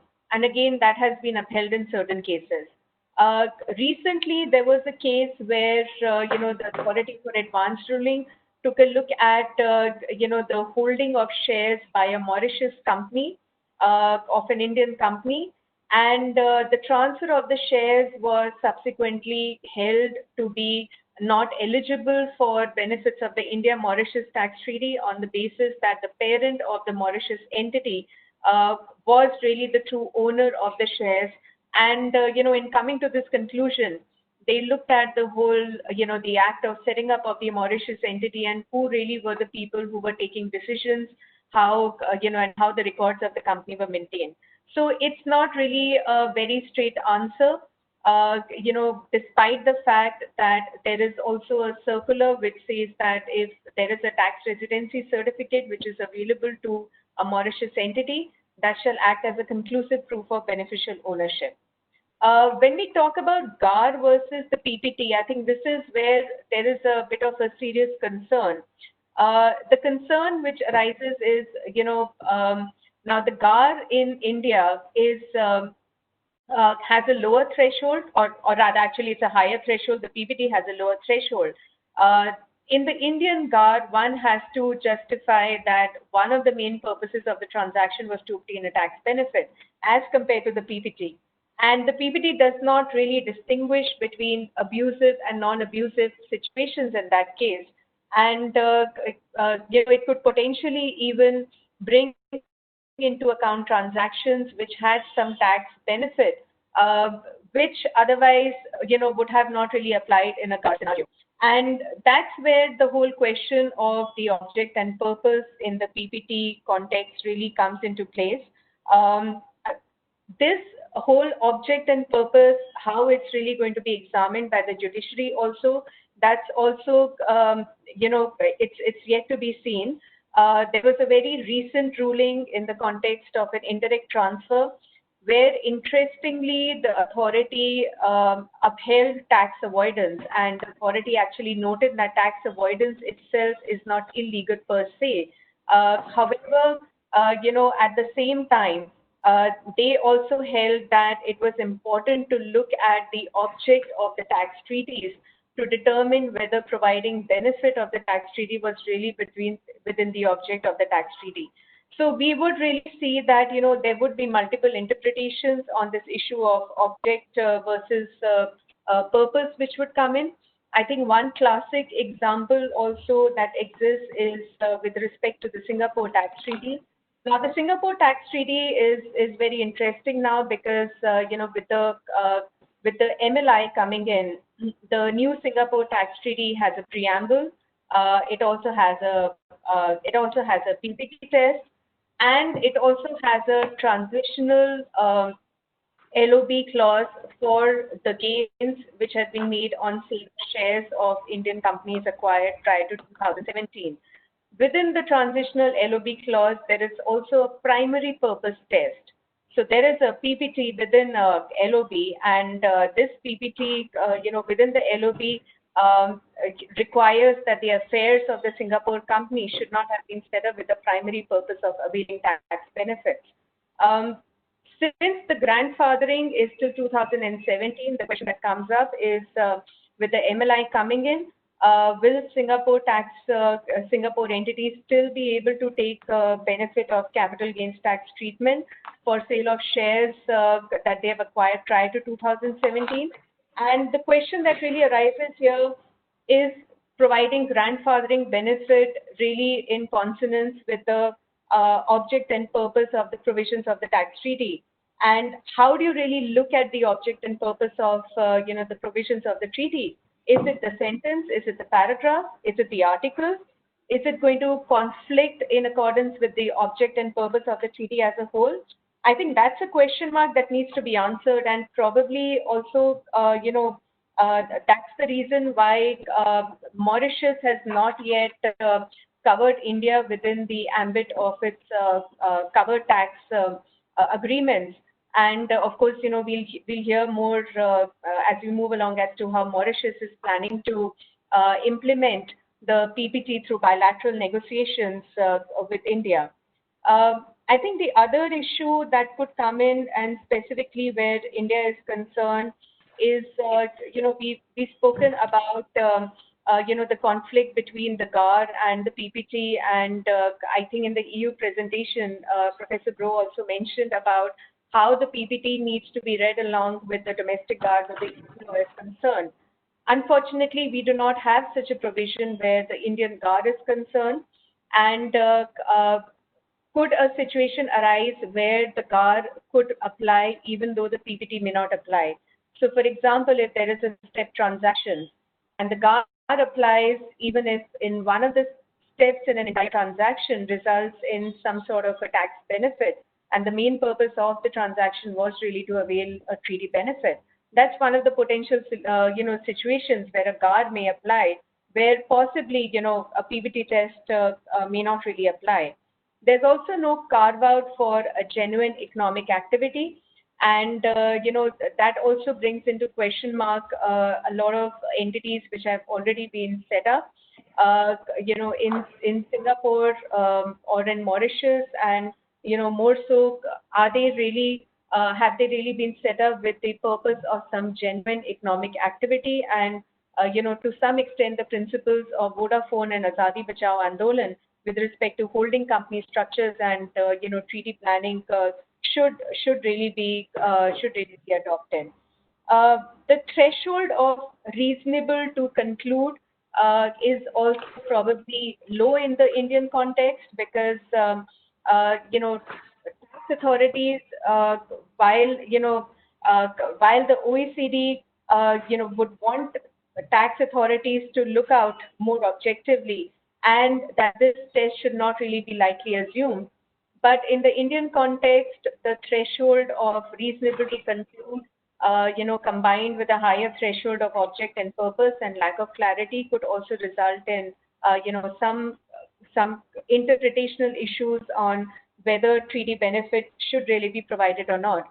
And I think one point also which exists with respect to GAR is that while the Indian GAR overrides tax treaties, and in any case, it is an understood OECD policy that implementation of a GAR in a domestic law does not really result in in overriding multilateral tax conventions, because ultimately they are on consonance with the object and purpose of the tax treaties.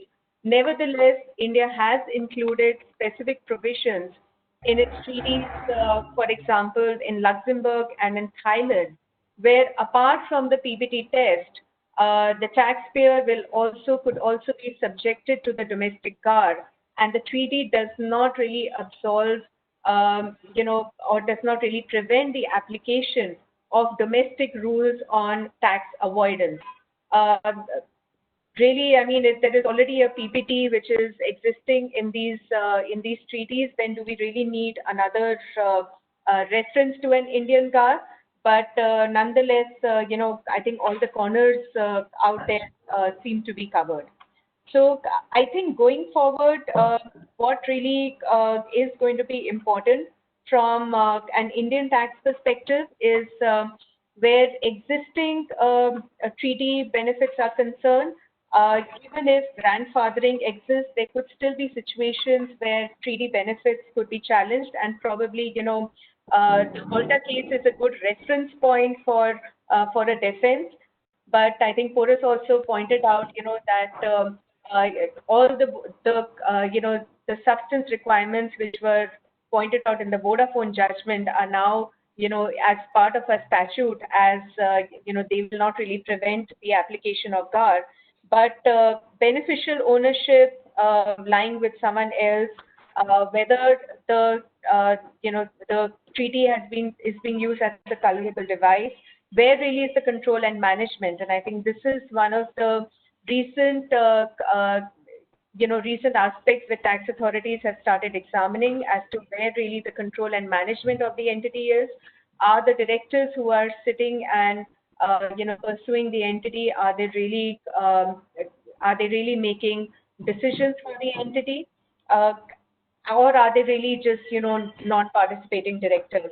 And even things like who are documenting, who are signing on documents, who are executing bank accounts, that's really going to be really important.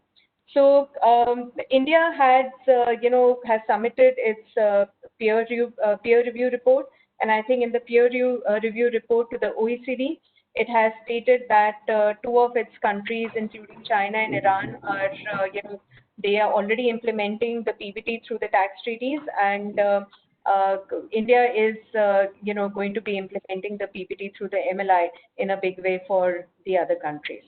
So I think that's part of what I wanted to say, Robert. Over to you. Thank you very much, Parul. I think you brought a lot of interesting comments, one of which I'd like to pick up.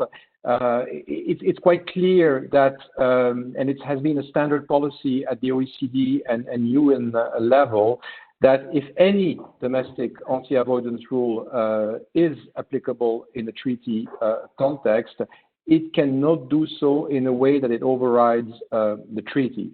One solution to the problem is to have a specific reservation for the application of domestic anti-avoidance rule in the treaty. But if you don't have that, then the question is whether the domestic anti-avoidance rule conflicts with the treaty, the object and purpose of the treaty properly interpreted.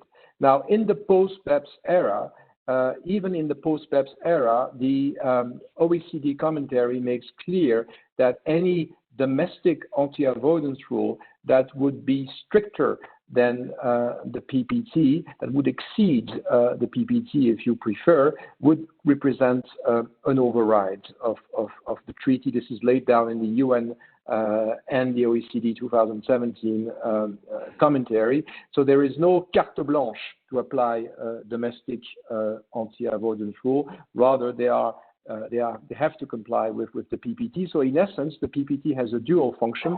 One is actually to operate as a treaty guard, and the second one is actually block possible domestic anti-avoidance rules that would, for example, exceed the principles of the PPT. Now, with that, I will now turn to Rajesh. If you can perhaps, Rajesh, give us a perspective of the Mauritius landscape and perhaps some broader consideration on abuse of tax treaties by states. So the floor is yours. Thank you, Robert. I'd like to thank IFA India and Mukesh for hosting us here, which is quite a bright idea in these days where we can't travel and meet actually.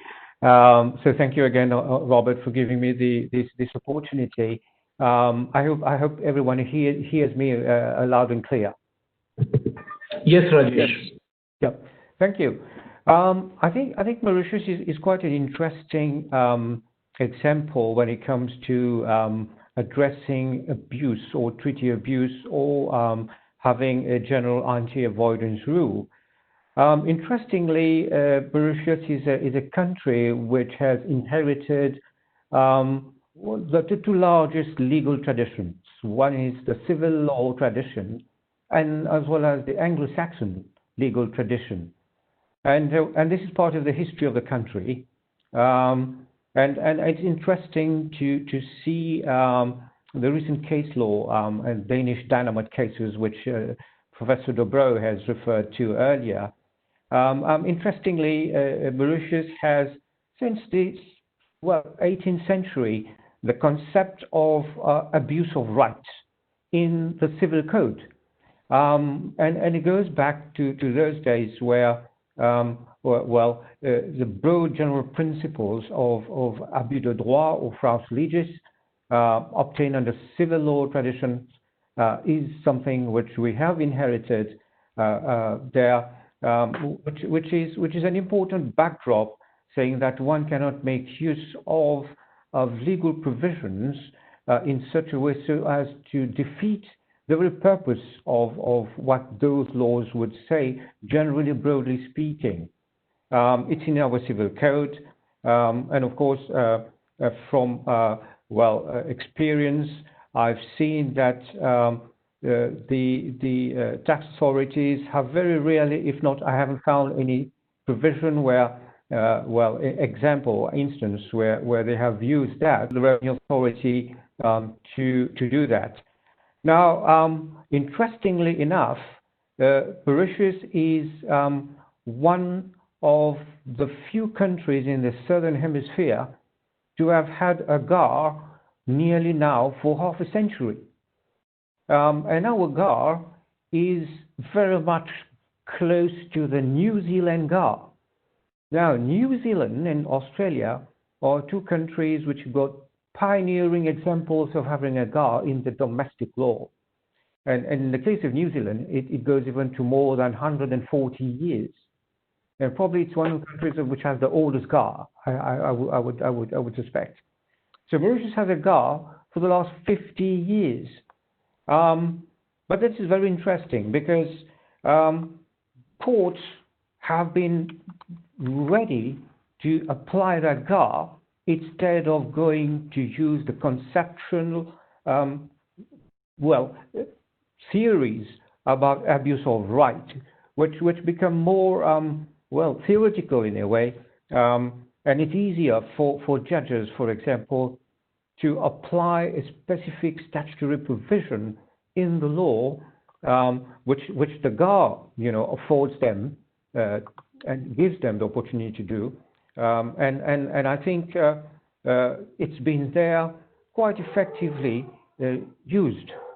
Having said that, for the last, almost nearly 50 years, there have been in Mauritius very few anti-avoidance cases because, as it should be, a general anti-avoidance rule is, I always say, is a weapon of last resort.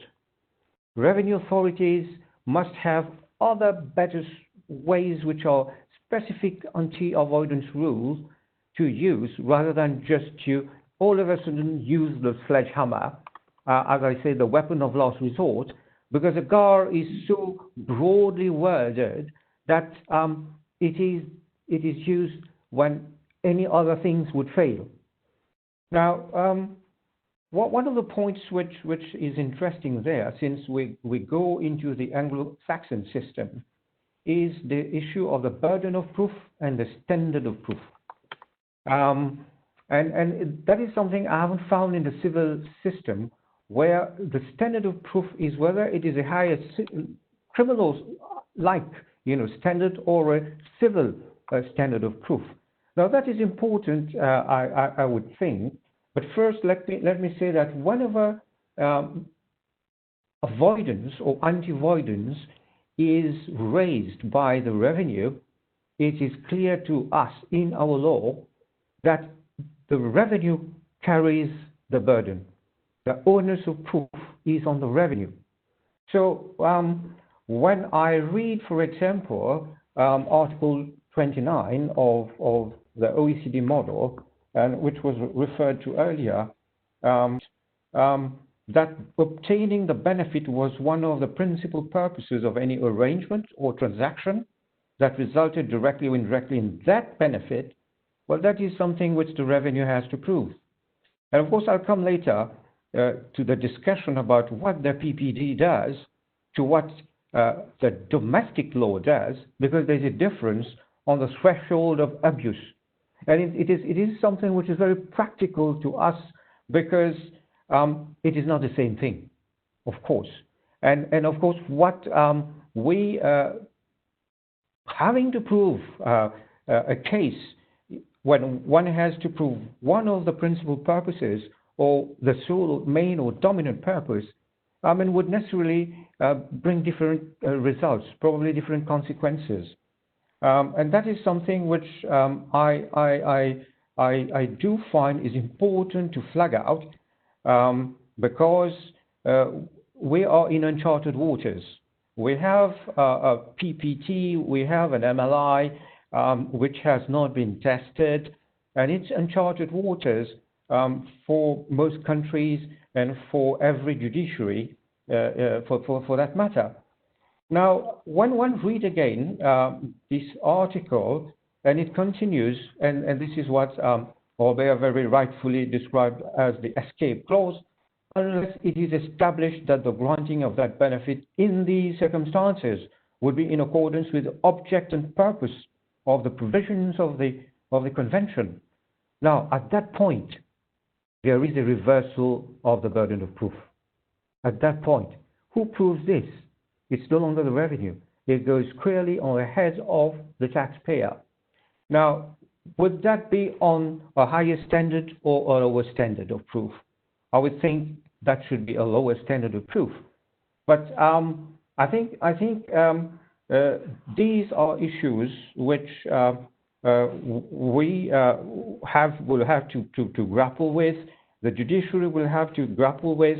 And let's take the case of Mauritius. You have the abuse of right doctrine. You have a specific a number of specific anti-avoidance provisions, but a more general GAR. And then on top of all this, we've got the MLI with a PPT. Now, Mauritius had notified that it will take the PPT as abuse or anti-avoidance provision. Of course, you have therefore these different thresholds. There is no tested case there, and for us, this is going to be one of the most important challenges for the judiciary to harmonize and make sense of this. I think most countries of the Commonwealth which have taken a GAR have used either the main purpose, the sole or dominant purpose, and I'm still trying to get to terms with why in the MLI the one of the main principal purposes test has been used. Now, this multiple purpose approach truly probably gives a broader or lower threshold. It probably benefits the revenue there, but does that pose a problem of let's call it legal arbitrage between using a test which is lower or broader rather than which is a harder, stricter test under domestic law.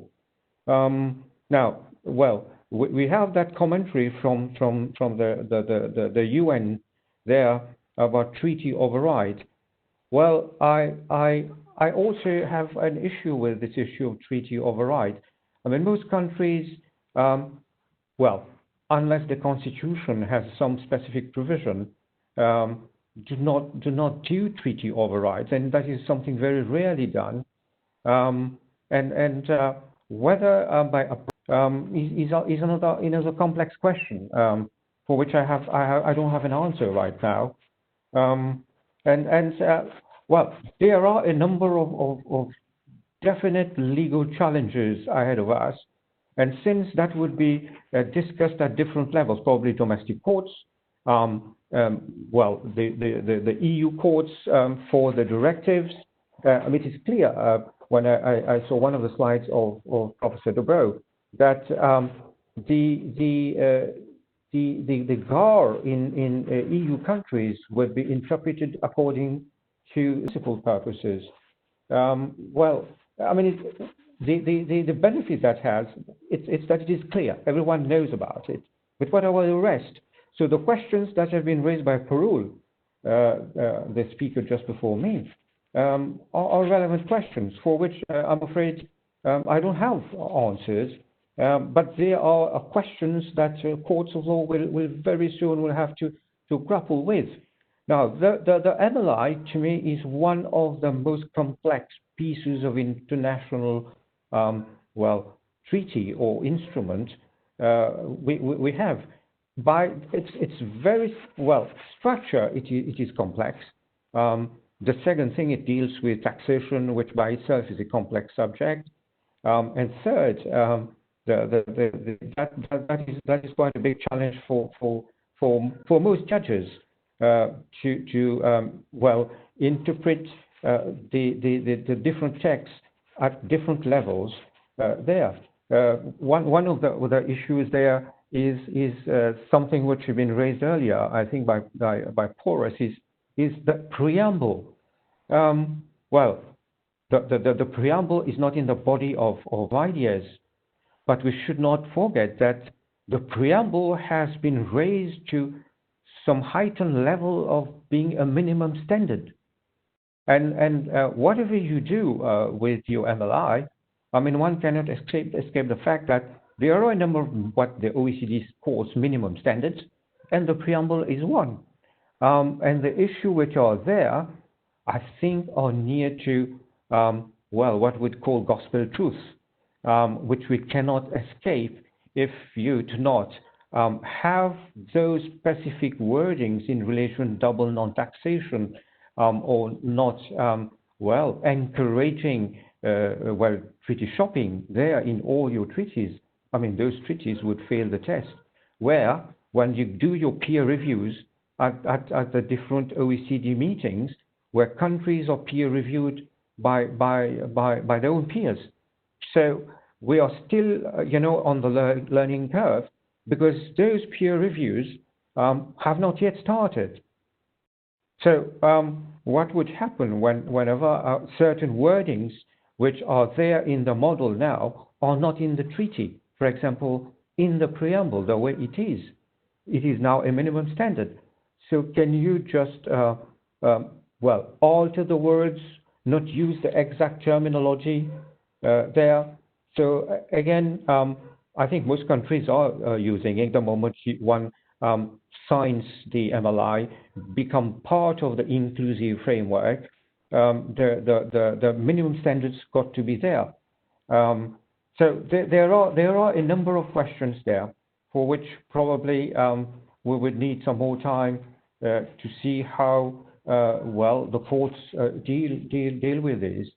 Now, well, Mauritius has signed the MLI in 2017, and Peru has raised the issue of the Mauritius-India Treaty. That was amended in 2016, and at that time when we signed the MLI, it had been just amended, and there were a number of transition provisionals in that protocol there. We just ratified the MLI. It's been done just before the lockdown, and at this point in time, well, to be frank with you, I do not know how many countries are ready with the synthesized text in lockdown, or what is the revenue doing these days. Well, at this point in time, I think for most countries, one of the things is to come out of an economic crisis, and not just a financial crisis, but an economic crisis, is to try to protect jobs locally and not to see companies go bankrupt, and to have government support for small businesses. So, for example, back home here, the Mauritius Revenue Authority is busy trying to sort out how many people in the informal sector would go bust because the economy is going into shambles. So where is the capacity now to do the synthesis of text at this point in time to forward going, attain those objectives of putting all the treaties under the Covert Tax Agreement, the CTAs, for the MLI? Big challenges. We are in a situation where, resources are being used elsewhere, and probably, I don't find visibility at this point in time with a number of economic or social crises ahead of us in view of the pandemic at this point. Now, having said that, I think one of the issues which Robert raised is electricity for states. I think, the pendulum has swung to one side, because one had to address the issue of how multinationals were arranging the businesses. And we were talking of the big techs, for example, and to address that, we went round, the problem of amending over 3,500 tax treaties. So smartly, we came up with the multilateral instrument. Now, well, the process is on. Forward going, as I said, we're still in visibility how that works. Now, the point of having asymmetry and the question of whether states misuse the DTA, well, let us see whether the first thing is the issue of misuse by states. Well, fiscal matters are essentially, well, sovereign issues. The moment one negotiates a treaty, you go into surrendering part of that sovereignty at this point. Now, what many countries have done to try to, get taxing right so as to run after a business model where multinationals were having it all, and now trying to get that pendulum back to the center, I'm asking myself whether at this point in time, governments are desperately trying to get revenue. Now, whether they do it in a way by putting up taxes at this point, which were not covered under Article 2, which says at that time, the time the treaty had been negotiated to address a specific set of taxes, but now, of course, you've got to renegotiate the treaty.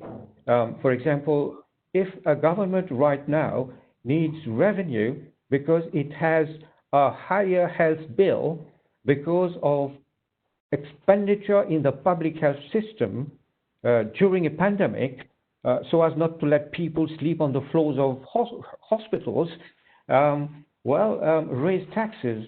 The question is, how long would getting renegotiations of bilateral treaties take so that that sovereign question of raising a tax poses? So that's not a sort of a black and white, problem. And I think, although as Robert rightly puts it, there must be some asymmetry, but one has to bear in mind the pendulum had gone to one side. Trying to put it back to the center requires a number of very high important policy issues, to my mind, and probably linking this with a pandemic right now. I mean, countries across the world would be struggling to find or raise revenue to address immediate important priority issues like the public health service. They would have to raise money for that, and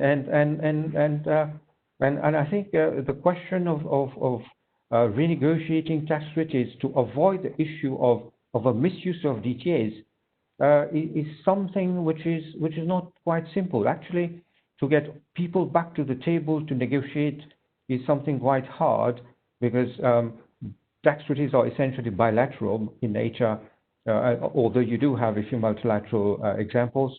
And to get everyone across a table to negotiate is something that takes logistically as well quite some time. So those would be my views, especially on the issue of a PPT for states, which is a valid, legitimate issue raised, but practically, and à plus forte raison, I thought you're right, during this time, how does that work, in practice, is something yet to be seen. So, I think these are tough times. These are challenging times. We haven't seen an economic crisis across the world, I think, since the Second World War. I think it's even deeper right now because it's not a financial crisis. As I say, this is more of an economic crisis. You've got to protect jobs, to stop companies from going bankrupt, and so on. So that would be the more general, larger picture. I have in mind Robert there. Probably would like to chip in after I end. Thank you, Robert. Yes. Thank you, everyone. Thank you so much, Rajesh. Yes, I don't want to keep it too long because we are a bit behind the schedule, but very quick observations. I think you very nicely pointed out the problem of the burden of proof in the object and purpose. This is a shift from prior policy. We had the guiding principle before. Under the guiding principle, the burden of proof was on the tax administration. Now it's on the taxpayer, and although the escape clause is there, the burden of proof is on the taxpayer, and that is a burden. Interestingly, in the Alta Energy case, the court reminded that under Canadian law, it's the other way around. The burden of proof is on the tax administration, and the courts also noted that this makes sense because by essence, the revenue and the authorities are much better equipped to identify the object and purpose than the taxpayer. Turning to the idea of a PPT for states and linking that to the current situation, I guess my point was not so much to make that link for one reason. I guess I was more referring to traditional evasion of treaty obligations by states, treaty dodging. But what we're living right now with the COVID-19 is a completely different situation. So I would not make that link. I would rather take the position that under international law, there is a well-established principle, which is the state of necessity. The state of necessity, which is also applying under the rules governing the responsibility of states. And I think we are not far from this situation right now. So I guess my comments on abuse of tax treaties by states were formulated before the COVID-19, and I do recognize that the current state of affairs is close to being a state of necessity, which is extraordinary, but also temporary. And with that, I would like to give the floor to Mr. Mohan Paravan, who, for some concluding and penetrating thoughts, I think you also had very nice observation when we discussed privately on the link between the current policy and what we are experiencing with the COVID-19 crisis. So, sir, the floor is yours. Thank you very much. Thank you. And I fully appreciate it's a thing of necessity now. We are in a state of necessity, not only as a matter of legal principle, but also for this webinar. I think overshot the timing, and therefore I'll try to brief. And before actually dealing with the COVID aspect, I would speak of the Indian situation, which has already been dealt with in extenso by my learned friend, Porus, and subsequently also by Parul. In fact, as a law officer for the Government of India, I had been appearing in most of the cases for the revenue, both in the High Courts and in the Supreme Court. Obvious reasons I'm now not naming those cases. But I'd like to now make an observation that in the light of the statutory amendments and post 2017,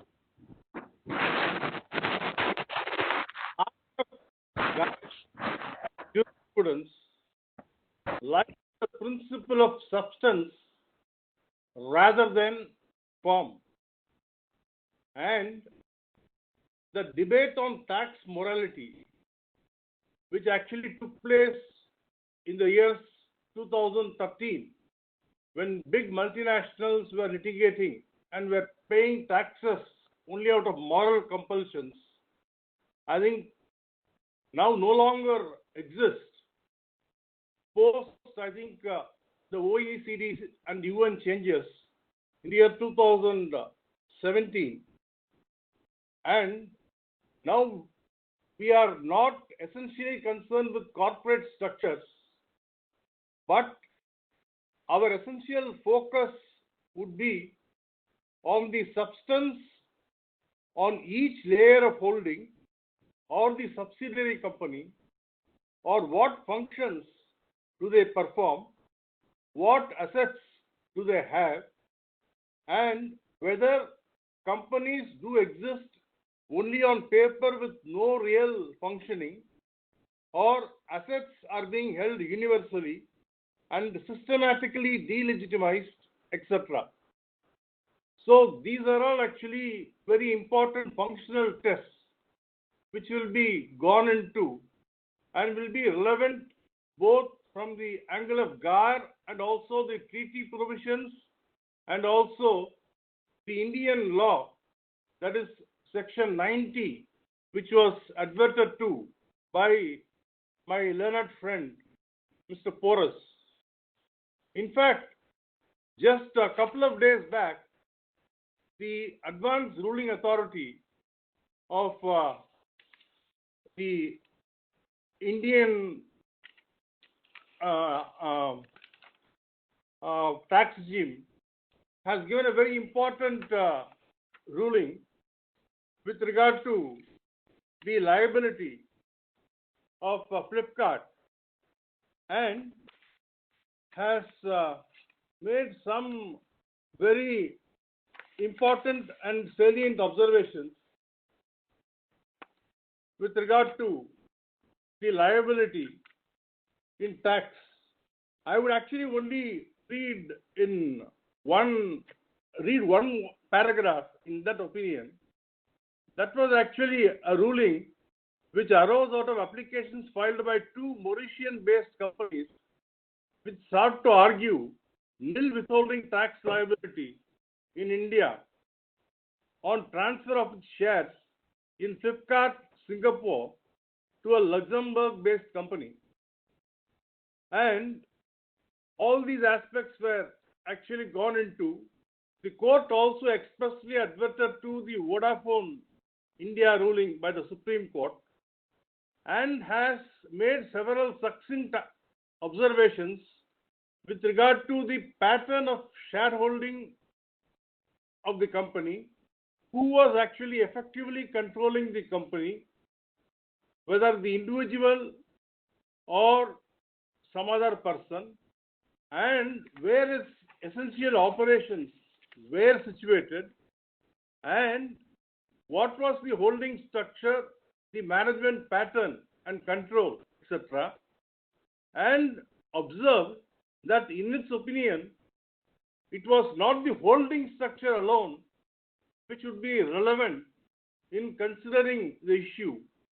The holding structure coupled with prima facie management and control of the holding structure, including the management and control of the applicants, would be relevant factors for determining design for avoidance for tax. And it actually came to a conclusion that the control actually vested with a particular individual X, and the authority also held that the applicant companies were only a see-through entity to avail the benefits of the Indo-Mauritius DTA. This is a very important judgment in the post-amendment era, and will be very relevant. Of course, it might be tested before a higher forum, possibly the Supreme Court, and we'll have to see how the Indian Supreme Court is going to react to this judgment of the authority for advanced ruling. Now, actually coming to the subject of the prevailing COVID pandemic. This is, of course, though slightly off the mark than the topic which we are currently discussing today. What I would actually seek to make my presentation for the consideration of the learned audience is that in the light of the present pandemic, global pandemic, a need is obviously going to arise as to how the existing treaties have to be interpreted, or whether we should make specific provisions in the existing treaties in view of the unforeseen global economic emergency. In fact, the entire work culture has changed globally. Now, actually, most of us, we have seen employees are working from their homes, or there have been thousands of cases where employees have traveled to some other country posting, and they have been struck in a foreign country and are not able to come back to their home country for months together because of the lockdown. And even the OECD has announced that a change in the working location due to lockdown should not result in creation of a new PE or a place of effective management. And because of these travel restrictions, there is every chance that a person's stay that can be treated technically as a tax residence, the place where he stays as a tax residence for him. And for this purpose, I think he might be leviable for taxation, and we should consider the issue as to whether the treaties allow for non-recognition of a PE in the event of a unforeseen contingency like the COVID. And if that be so, can the same argument be extended or applied in future due to some unforeseen contingency? I thought about that issue and actually answer this question like most of you. I think we can have recourse to the tiebreaker rules to determine which country has the right to tax the individual concerned if the country of residence qualifies under the domestic laws of both the countries. Or the other alternative is to leave it to the decision of the concerned competent authority, who can actually decide this issue by examining various relevant aspects, such as where the meetings of the company's board of directors were usually held, where senior executives of the company usually carried on their activities, where the seniors day-to-day management of the company was actually carried on, or where the company's headquarters were situated. When considering this aspect, one other aspect will also be relevant. The country where the concerned employee provides the services may also actually provide substantial relief measures or economic aid.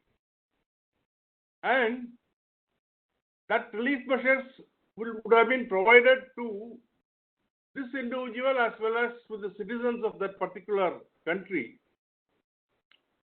There might be some argument that that particular country has provided lots of services. In some other countries, there are disparity. Likewise, there can also be a situation where this pandemic has been more cruel in some countries and less cruel in some countries. Therefore, while considering the revenue allocation, we should take into account the scope and extent of the support measures extended by the country and the scope and the effect of the pandemic in a particular country, and can ultimately decide the apportionment and lay down the principles accordingly.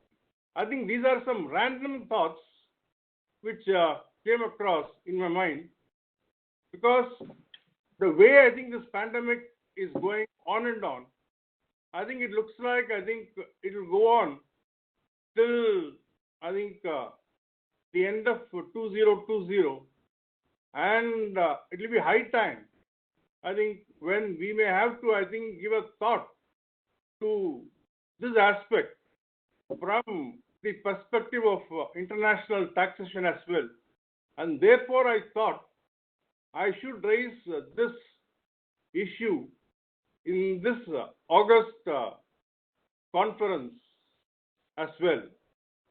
Thank you for having shared my thoughts more on Indian law, but Porus and my learned colleagues have dealt with that very extensively. Porus is a very, very distinguished and persuasive lawyer and a leader in tax law, and he argued with very great, passion in court in those matters like what he did today. And I thank all of you, and I have also been greatly benefited by this session. Thank you. Thank you very much, sir, for these insights. I think I also benefited a lot.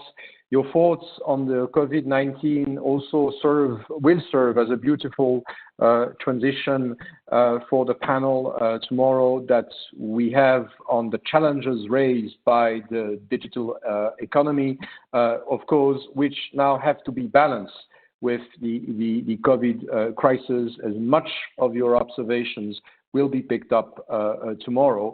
Before I turn back to the chair of IFA India, Mukesh Bhutani, I would just like to ask any panel member whether they have any final thoughts or reaction further to the input statements that they made, whether there is any question. No, that doesn't seem to be the case. Then I have the pleasure of turning back to my friend Mukesh Bhutani for closing remarks. Thank you, Roberto. Thanks for leading us through this important session. Though we have exceeded our budgeted time, but it was interesting every moment, personally for me as well. I thought I had known a little bit about the topic, but after listening to all the speakers, I think I have learned a lot. And it's my job now to thank everyone, though Justice Bhatt has left. Robert, thank you very much for leading us through this session. My friend and IFA colleague, Porus Kaka, Professor Luke, Mohan Sir, Rajesh Sharma, my friend from Mauritius, and my colleague Parul Jain as well. Thank you very much.